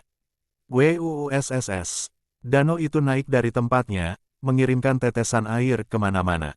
Namun, tidak ada seorang pun yang memperhatikannya karena mata mereka tertarik pada tubuh berkabut yang mulai terbentuk di telapak tangan Lady Sphinx. Ketika selesai, Thor terlihat tergantung di lehernya yang sedang dicengkeram erat oleh Lady Sphinx. Bukankah sudah kubilang jangan pernah panggil aku sayang? Lady Sphinx semakin erat mencengkeram leher Thor, membuat wajah berwibawanya langsung berubah ungu. Batuk, batuk, aku menyerah, aku menyerah. Thor mengetukkan tangannya yang lain pada lengan Lady Sphinx yang terulur, memohon ampun. Ermomander, Asna, dan Felix hanya bisa terdiam melihat Thor terus menyerah, tetapi Lady Sphinx tetap teguh pada pendiriannya. Baru setelah melihat mata birunya yang menggetarkan hendak berputar di belakang kepalanya, Lady Sphinx melepaskannya dan membersihkan tangannya dengan elegan di bawah batuk berisik Thor. Dia hampir membunuhnya setelah dia dihidupkan kembali gara-gara satu komentar. Felix menelan ludah, dia seharusnya tidak boleh terpancing. Lady Sphinx mendengar pikirannya tetapi tidak mau repot-repot menghadapinya. Sebaliknya, dia melihat ke bawah ke arah Thor yang masih batuk-batuk di tanah. Selama kamu di sini, aku tidak mau mendengar omong kosongmu. Dia memperingatkan sambil menyiapkan meja dan kursi di sebelahnya. Ahem, kamu masih saja agresif seperti biasanya, kata Thor dengan napas tersengal-sengal sambil berusaha berdiri. Kau memang pantas mendapatkannya. Ermomander terkekeh sambil berjalan ke arahnya. Kau memihak padanya, jangan bilang kalian punya hubungan. Memukul. Sebelum dia menyelesaikan kalimatnya, wajahnya terkena lemparan cangkir teh oleh Lady Sphinx. Dia segera membuat cangkir lain dan mulai menyeruput teh seolah tidak terjadi apa-apa. Sementara itu, Thor hanya bisa mengusap jenggot putihnya sambil menunjukkan ekspresi kesakitan. Kau benar-benar minta dipukuli. Ermomander terkekeh dan memeluknya erat. Di mana kesenangan dalam hidup jika seseorang tidak berjalan di atas seutas tali. Thor tertawa terbahak-bahak sambil menepuk punggung Ermomander, senang bertemu denganmu, ular tua, kata Thor sambil tersenyum sebelum mengakhiri pembicaraan. Begitu pula. Ermomander pun tersenyum sambil menatap matanya. Lalu, tidak ada lagi saat itu, mereka mulai saling memandang seperti itu selama beberapa detik hingga Thor tidak tahan lagi. Ular tua, tidakkah kau akan menjelaskan situasi kacau ini kepadaku? Tanya Thor tanpa bisa berkata apa-apa. Oh, aku lupa kalau kau tidak diberi waktu untuk membaca ingatan anak ini. Ermomander mengulurkan tangannya ke Felix dan memperkenalkan, ini Felix, kami saat ini berada di ruang kesadarannya. Selamat datang kembali, tetua. Ucap Felix dengan nada hormat, tidak ingin merusak kesan pertamanya lagi. Sayang, Thor sama sekali tak menghiraukan keberadaannya dan berlari ke arah Asna dengan wajah berseri-seri. Saat dia sampai di sana, dia berlutut dan mengulurkan satu tangannya dengan anggun. Aku telah menjelajahi kosmos berkali-kali dan bertemu dengan dewi-dewi dunia lain dari setiap ras yang dikenal di alam semesta. Namun, aku belum pernah bertemu wanita dengan kecantikan yang begitu mempesona seperti dirimu. Thor menatap tajam ke mata Asna yang kebingungan dan melamarnya dengan nada tegas, maukah kau menikah denganku? Apakah dia nyata? Felix tercengang, menatap Asna lalu ke ekspresi Thor yang penuh tekad dan merasa bahwa semuanya menyimpang dari naskah. Sementara itu, jalan pikiran Asna jauh lebih sederhana dibanding Felix. Begitu ia tersadar dari lamunan, ia menyeringai mengejek dan berkata, kakek, apa kau tidak punya rasa malu melamarku dengan usiamu yang sudah tua dan pengalamanmu dengan wanita? Ermomander dan Lady Sphinx terkekeh setelah melihat ekspresi Thor yang menegang. Mereka sudah tahu kalau Thor pasti akan merayu Asna karena dia tidak bisa menahan diri setiap kali melihat wanita cantik. Akan tetapi, mereka tetap tidak mengatakan apapun untuk membela Asna karena mereka tahu bahwa dia tidak membutuhkan perlindungan siapapun dengan mulutnya itu. Haha. Kuakui aku memang sudah cukup tua. Thor tersenyum menawan dan berkata, di hadapan cinta sejati, usia hanyalah angka. Jadi, sesekali aku akan menghajarmu jika kau berani menggangguku, dasar brengsek. Asna mendengus sambil mengepalkan tinjunya erat-erat di hadapan wajah pria itu. Kemudian, dia mendengus dan pergi duduk di sebelah Lady Sphinx, tidak peduli sedikit pun untuk melirik ekspresi menyedihkannya. Baiklah, Tinggalkan kesedihan palsu itu dan bergabunglah dengan kami. J. Ermomander menepuk bahunya dan berkata, kau sudah mencoba dan gagal, jangan bawa masalah ini lagi. Kau benar-benar pendamping terburuk di alam semesta, gerutu Thor. Kau membangunkanku dengan tidak sopan dari kedamaianku dan bahkan tidak repot-repot menyiapkan beberapa wanita cantik yang lembut untuk merawatku. Apakah ini balas dendammu setelah menghancurkan kepalamu dengan Mjolnir di pertarungan terakhir kita? Kelopak mata J. Ermomander berkedut setelah ingatan menyakitkan itu muncul kembali. Jika dia harus menilai momen terburuk yang menyakitkan baginya, itu pasti pukulan palu terakhir. Cukup omong kosongnya dan duduklah. J. Ermomander melotot ke arahnya dengan jengkel. Thor mendengarkan kali ini dan bergabung dengan mereka di meja bundar. Felix segera duduk di sebelah Asna dan mulai memeriksa Thor dari dekat. Dia dapat melihat bahwa walaupun dia tampak ceria dan gembira, dia tidak pernah dapat menyembunyikan kesedihan mendalam di balik muridnya itu. Karena Sphinx tidak mengizinkanmu membaca ingatan anak ini, kami akan memberitahumu situasinya. J. Ermomander berkata, aku tahu kamu cukup bingung. Ini benar-benar pertemuan yang aneh. Kata Thor sambil menatap Felix, aku tidak menyangka bahwa dua primogenitor dan satu anggota ras uniginal benar-benar bersedia berkumpul di ruang kesadaran manusia. Aku tidak akan bosan untuk menjelaskan semuanya dari awal. J. Ermomander memberitahu, bacalah ingatannya di waktu luangmu. Untuk saat ini, aku ingin memberitahumu bahwa sampah dari Darken Faction telah bergerak mendekati saudara Fenrir setelah pertempuran terakhir kita. Segera setelah Thor mendengarnya, seluruh sikapnya berubah menjadi serius dan berwibawa. Apa yang terjadi? Tanyanya dengan nada serius. J. Ermomander perlahan-lahan mengisinya dengan semua hal yang telah diberitahukan Lady Sphinx kepadanya. Dari primogenitor yang melanggar perjanjian karena ilusi primogenitor hingga penyergapan terhadap Fenrir oleh anggota faksi Darken.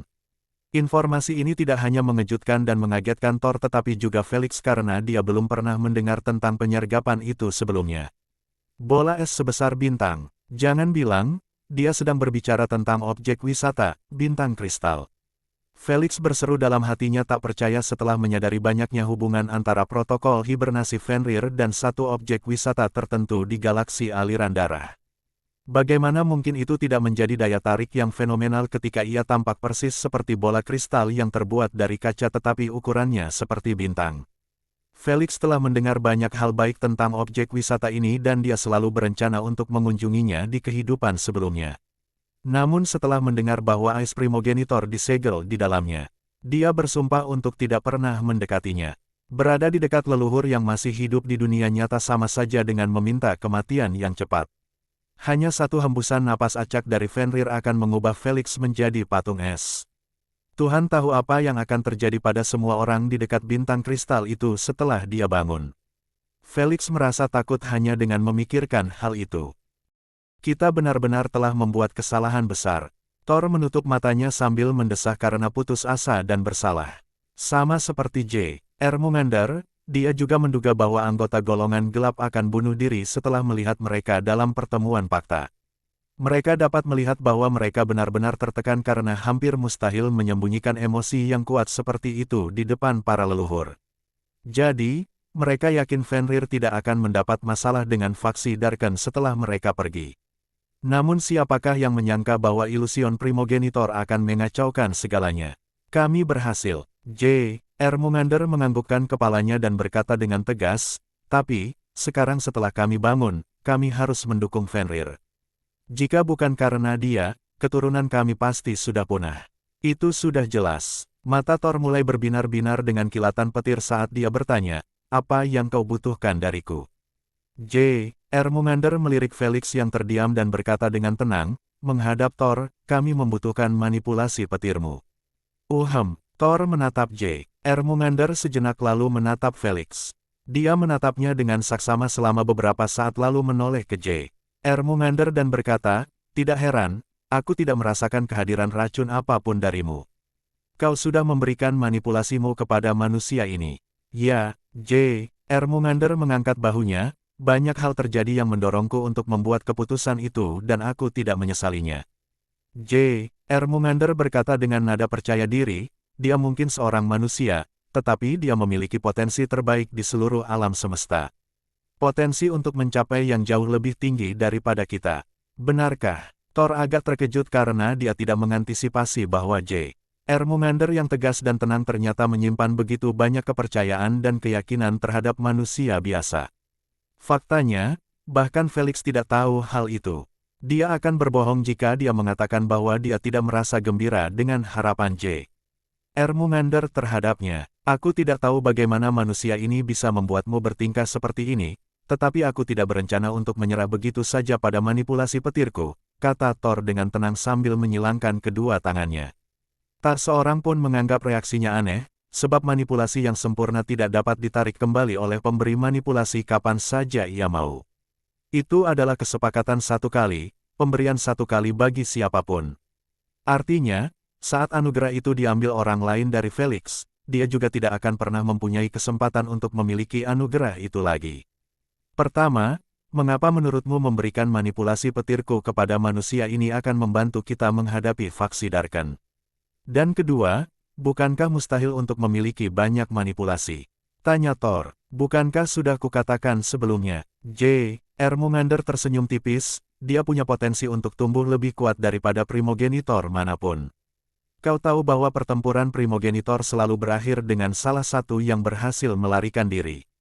Benar, Thor setuju. Karena mustahil bagi kita untuk membunuh mereka, maka kita hanya bisa membantu seseorang memperoleh kekuatan yang cukup untuk mengalahkan mereka. J.R. Mumander menyeringai, dengan situasi unik anak ini yang mengubahnya menjadi kandidat yang sempurna untuk menjadi tuan rumah bagi banyak manipulasi, itu bisa dilakukan. Ternyata J.R. Mumander tidak berencana untuk melatih Felix hanya agar ia bisa mempermalukan para juara anggota faksi gelap dalam permainan tetapi sebenarnya memiliki tujuan yang jauh lebih besar. Sangat masuk akal untuk bertujuan membunuh ketiga primogenitor itu dengan semua kesempatan yang dimiliki Felix. Jantung setengah pelahap akan memungkinkannya mencapai kekuatan fisik yang jauh melampaui para leluhur. Sementara itu, manipulasi berbagai elemennya akan memberinya ratusan cara untuk menghalangi primogenitor melarikan diri saat keadaan menjadi kotor. Jika dia cukup beruntung dan telah menerima hadiah atau kesempatan lainnya, maka bukanlah fantasi yang mustahil bagi Felix untuk membunuh leluhurnya dengan tangan kosong. Jika Penatua benar-benar membantuku mencapai tingkat kekuatan itu, maka mengurus musuh-musuhnya akan menjadi prioritas utamaku. Felix membuat keputusan tegas dalam benaknya. J.R. Mumander tersenyum tipis setelah mendengar pikirannya. Namun, dia tidak membahasnya karena masalah ini masih jauh di masa depan. Saya lihat Anda cukup bingung. Lady Spink menyarankan, mengapa Anda tidak meluangkan waktu 1 jam untuk membaca ingatannya dan melihat apa yang terjadi. Itu akan menjernihkan pikiran Anda dan memahami apa yang Remy bicarakan. Thor langsung setuju karena dia memang cukup bingung dengan kepercayaan diri J.R. Mumander pada Felix. Di matanya, manusia tidak mungkin memiliki potensi mengerikan yang bahkan melampaui keturunan murni mereka. Primogenitor, Unigin, dan beberapa makhluk lain di rantai teratas seharusnya tidak tersentuh oleh mereka yang berada di bawah mereka. Sederhananya, mustahil bagi makhluk paling berbakat di alam semesta sekalipun untuk mencapai status sosial mereka.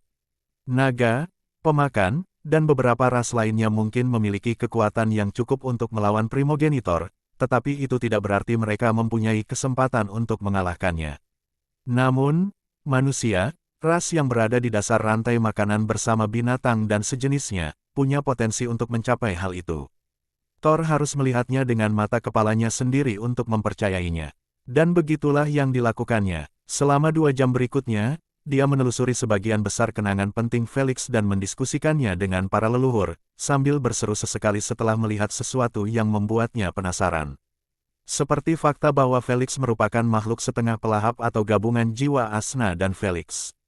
Tentu saja, subjek tentang banyaknya garis waktu diangkat, tetapi Lady Spink mengabaikannya, dan mengubahnya dalam sekejap. Jika salah satu makhluk paling berpengetahuan di alam semesta menolak untuk berbagi informasi tentang keberadaan beberapa garis waktu, maka mereka hanya bisa mengabaikannya untuk saat ini. Aku harus mengakui bahwa aku mulai melihat visimu. Jika kita tidak dapat menghadapi mereka di puncak kemampuan kita, maka yang terbaik adalah kita mendedikasikan usaha kita untuk membangun monster yang akan melakukannya. Thor berkata dengan nada yakin, mungkin butuh ribuan tahun hingga jutaan tahun baginya untuk mencapai level itu, tetapi yang kita miliki hanyalah waktu yang tidak terbatas.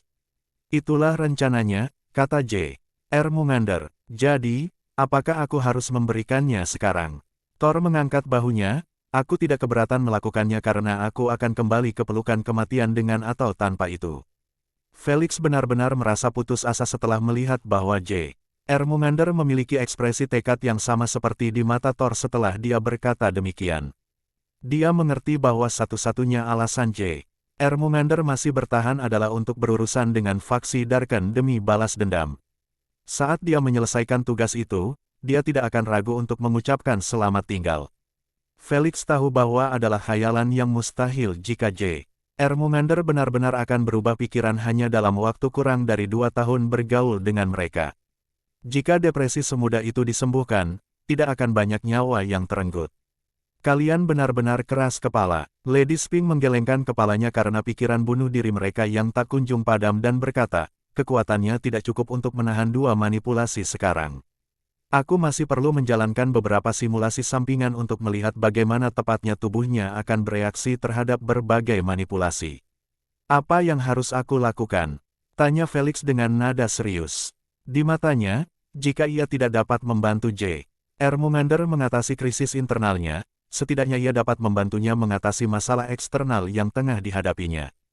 Ia akan memastikan untuk menanggapinya seserius mungkin. Kunjungi lab besok, aku butuh versi terbaru dari tubuhmu untuk digunakan. Lady Spink memperingatkan, jangan mencoba mengukir kemampuan atau maju ke tahap ketiga penggantian dengan garis keturunan lain untuk saat ini. Kenapa? Felix bertanya-tanya. Bukankah lebih baik mengukir kemampuan untuk meningkatkan kekuatanku lebih jauh sebelum menerima manipulasi kedua? Itu akan menambah variabel lain dan membuatnya semakin sulit untuk menemukan metode yang sempurna untuk membantu Anda menyelenggarakan kedua manipulasi. Lady Spink menjelaskan, kekuatan fisik Anda yang tangguh hanyalah persyaratan minimum untuk memulai eksperimen. Kesepakatan sebenarnya datang setelah Anda bertahan hidup selama beberapa detik pertama penganugerahan ketika prasasti petir mulai terukir di tubuh Anda dan pada prasasti racun. Sementara Asna dan Felix agak bingung, J.R. Mungander dan Thor menganggukkan kepala tanda mengerti. Kau masih ingat ujian yang dilakukan oleh primogenitor cahaya dan primogenitor permata? Tanya Thor kepada J.R. Mungander. J.R. Mungander menganggukkan kepalanya, bagaimana mungkin aku lupa? Mereka adalah leluhur pertama yang menguji teori bahwa satu individu tidak dapat memiliki lebih dari satu manipulasi elemen. J.R. Mungander masih ingat sampai hari ini bagaimana primogenitor permata telah memutuskan untuk membebaskan dirinya dari keabadiannya. Dialah orang pertama yang mengambil keputusan seperti itu, ratusan juta tahun sebelum pertemuan Pakta. Oleh karena itu, hal itu disampaikan kepada para leluhur dan mereka memutuskan untuk memintanya untuk mencoba dan memberikan hadiahnya kepada salah satu keturunannya. Mereka selalu menginginkan apakah hal itu bisa dilakukan dan kemungkinan dibaliknya. Misalnya, apakah mereka masih akan memilikinya setelah memberikannya atau akan hilang selamanya dan apakah mereka bisa mendapatkannya kembali. DLL. Sang primogenitor permata tidak menemukan alasan untuk menolak. Dia toh akan mati. Jadi, di bawah berkumpulnya hampir semua primogenitor di alam semesta, lahirlah non-primogenitor pertama dengan manipulasi unsur yang sempurna. Sebelum sang primogenitor permata bunuh diri, ia mengizinkan Lady Spink melakukan percobaan padanya dan keturunannya untuk menyelesaikan semua pertanyaan mereka.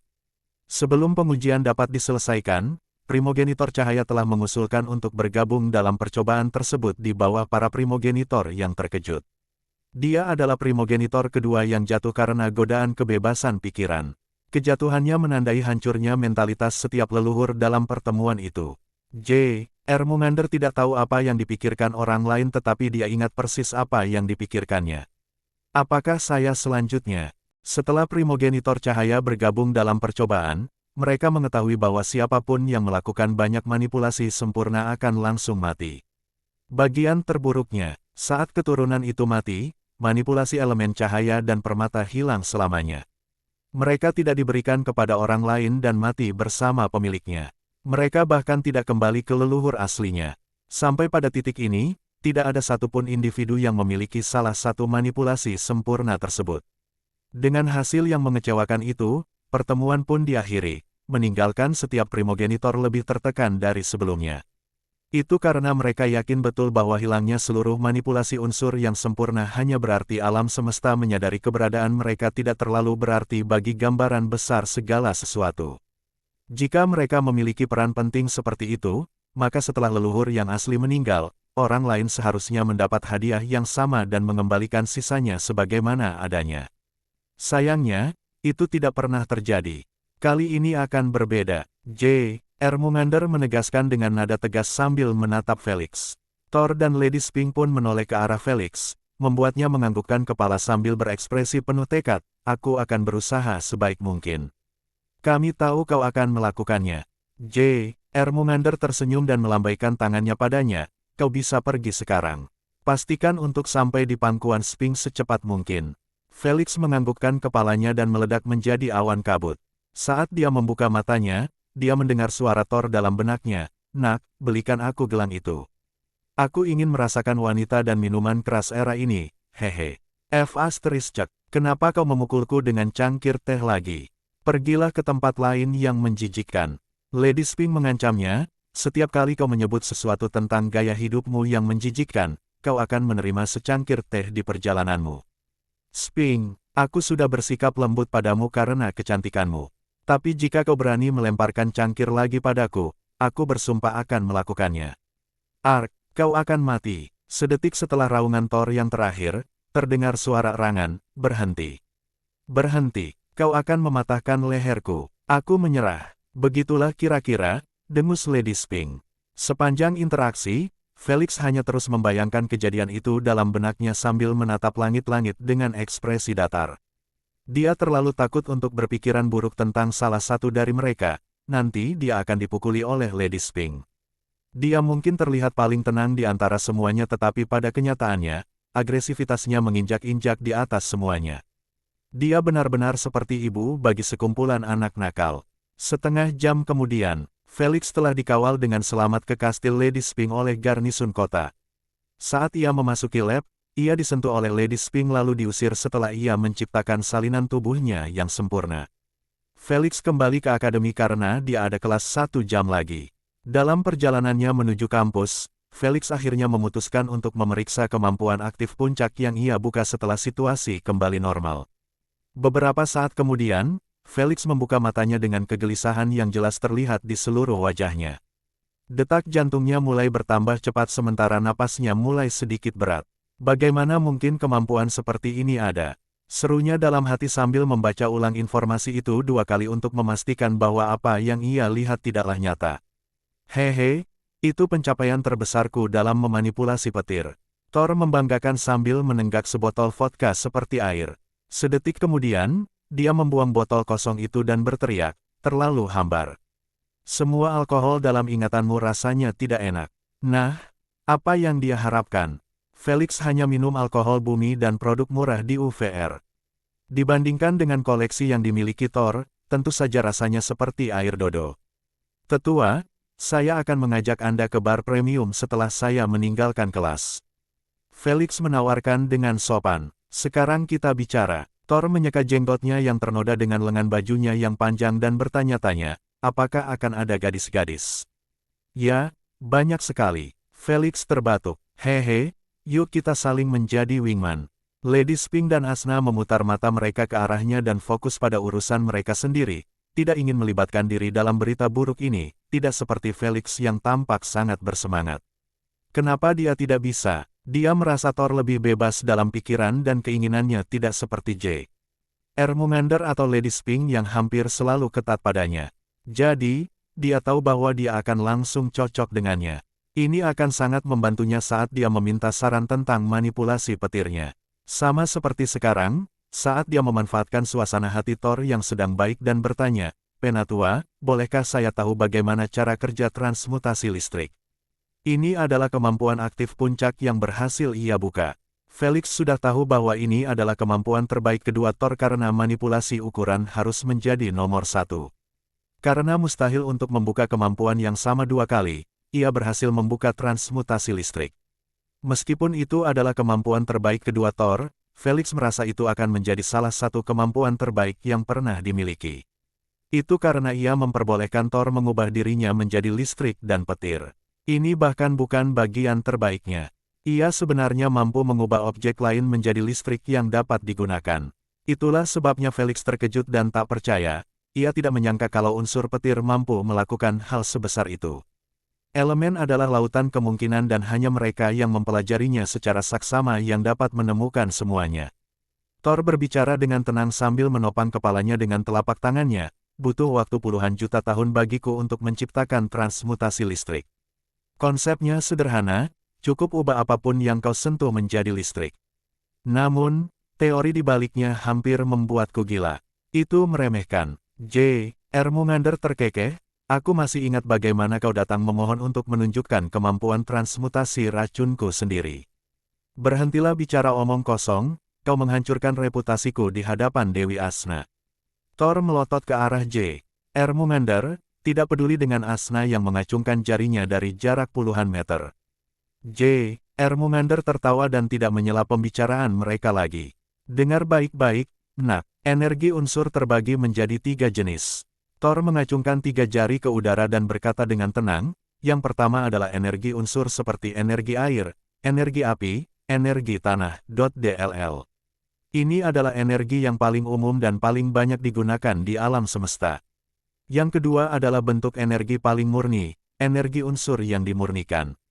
Saya yakin Dewi Asna menggunakan ini untuk mengisi bahan bakar tank Anda dalam permainan Anda. Felix menganggukkan kepalanya sebagai tanda mengiyakan. Yang ketiga dan terakhir adalah energi unsur alamiah.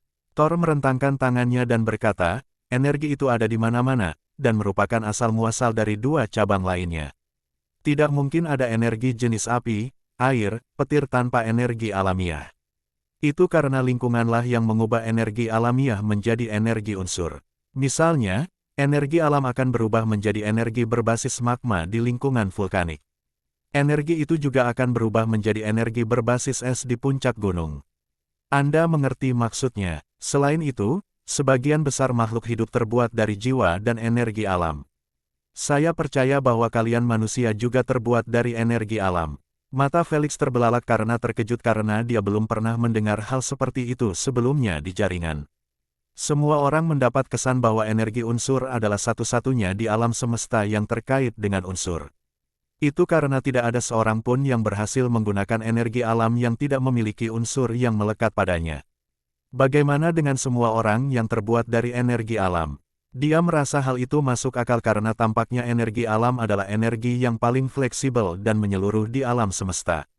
Meski masuk akal, dia tetap tidak tahu apa hubungannya ini dengan kemampuan transmutasi listrik. Jangan terburu-buru, aku akan segera ke sana. Thor mengungkapkan, karena tubuh dan benda fisik terbuat dari energi alami, maka transmutasi hanya mengubahnya ke bentuk dasar lalu mengubahnya menjadi energi petir. Hanya dengan begitu kau dapat berubah menjadi unsur petir atau listrik, namun jiwa dan kesadaranmu tetap terhubung. Benarkah? Felix tercengang oleh logika di balik hal itu karena ia tidak pernah menduga akan seperti ini. Logika di balik kemampuan tersebut hanya menyiratkan bahwa agar seseorang dapat kembali ke bentuk dasarnya, ia perlu membalik prosesnya. Dari energi fisik ke energi alamiah lalu ke energi unsur hingga akhirnya listrik, api, angin, DLL. Dengan cara ini, Felix berhasil mengubah dirinya menjadi petir dan tetap merasakan segalanya karena jiwanya masih terhubung. Segera, Felix menyadari bahwa dengan menggunakan transmutasi listrik, dia tidak hanya dapat mengubah dirinya sendiri tetapi juga melakukan perjalanan melalui perangkat elektronik, kabel, dan apapun yang menggunakan listrik sebagai sumber energi. Selain itu, ia juga dapat melakukan perjalanan melewati badai petir sebagai sambaran petir dengan kecepatan dewa. Setiap kali ia kehabisan energi, ia dapat melakukan seluruh proses pada objek dan menyerap petir yang tercipta sebagai hasil akhirnya. Semua ini ada dalam satu kemampuan. Tanpa perlu Thor menjelaskan lebih lanjut tentang kemampuan tersebut, Felix sudah mengambil keputusan untuk mengukir kemampuan ini dalam garis keturunan manusianya. Itu terlalu bagus untuk menjadi kenyataan dan Tuhan tahu berapa lama waktu yang dibutuhkannya untuk mencapai level itu dalam manipulasi petirnya dan menciptakannya sendiri. Tuan Felix, kami sudah sampai. Proses berpikir Felix terhenti karena pengumuman prajurit itu. Terima kasih atas tumpangannya, tuan-tuan. Felix menganggukkan kepalanya tanda menghargai pada kru pengawal dan berjalan menuju pintu belakang kampus. Saat ia melangkahkan kaki masuk dan melihat puluhan wanita cantik berjalan lewat, Thor langsung berseru, mereka bahkan lebih cantik daripada yang ada di dalam ingatan. Sebelum Felix bisa menjawab, Thor bertanya dengan nada serius, apakah akan ada mahasiswi di bar malam ini?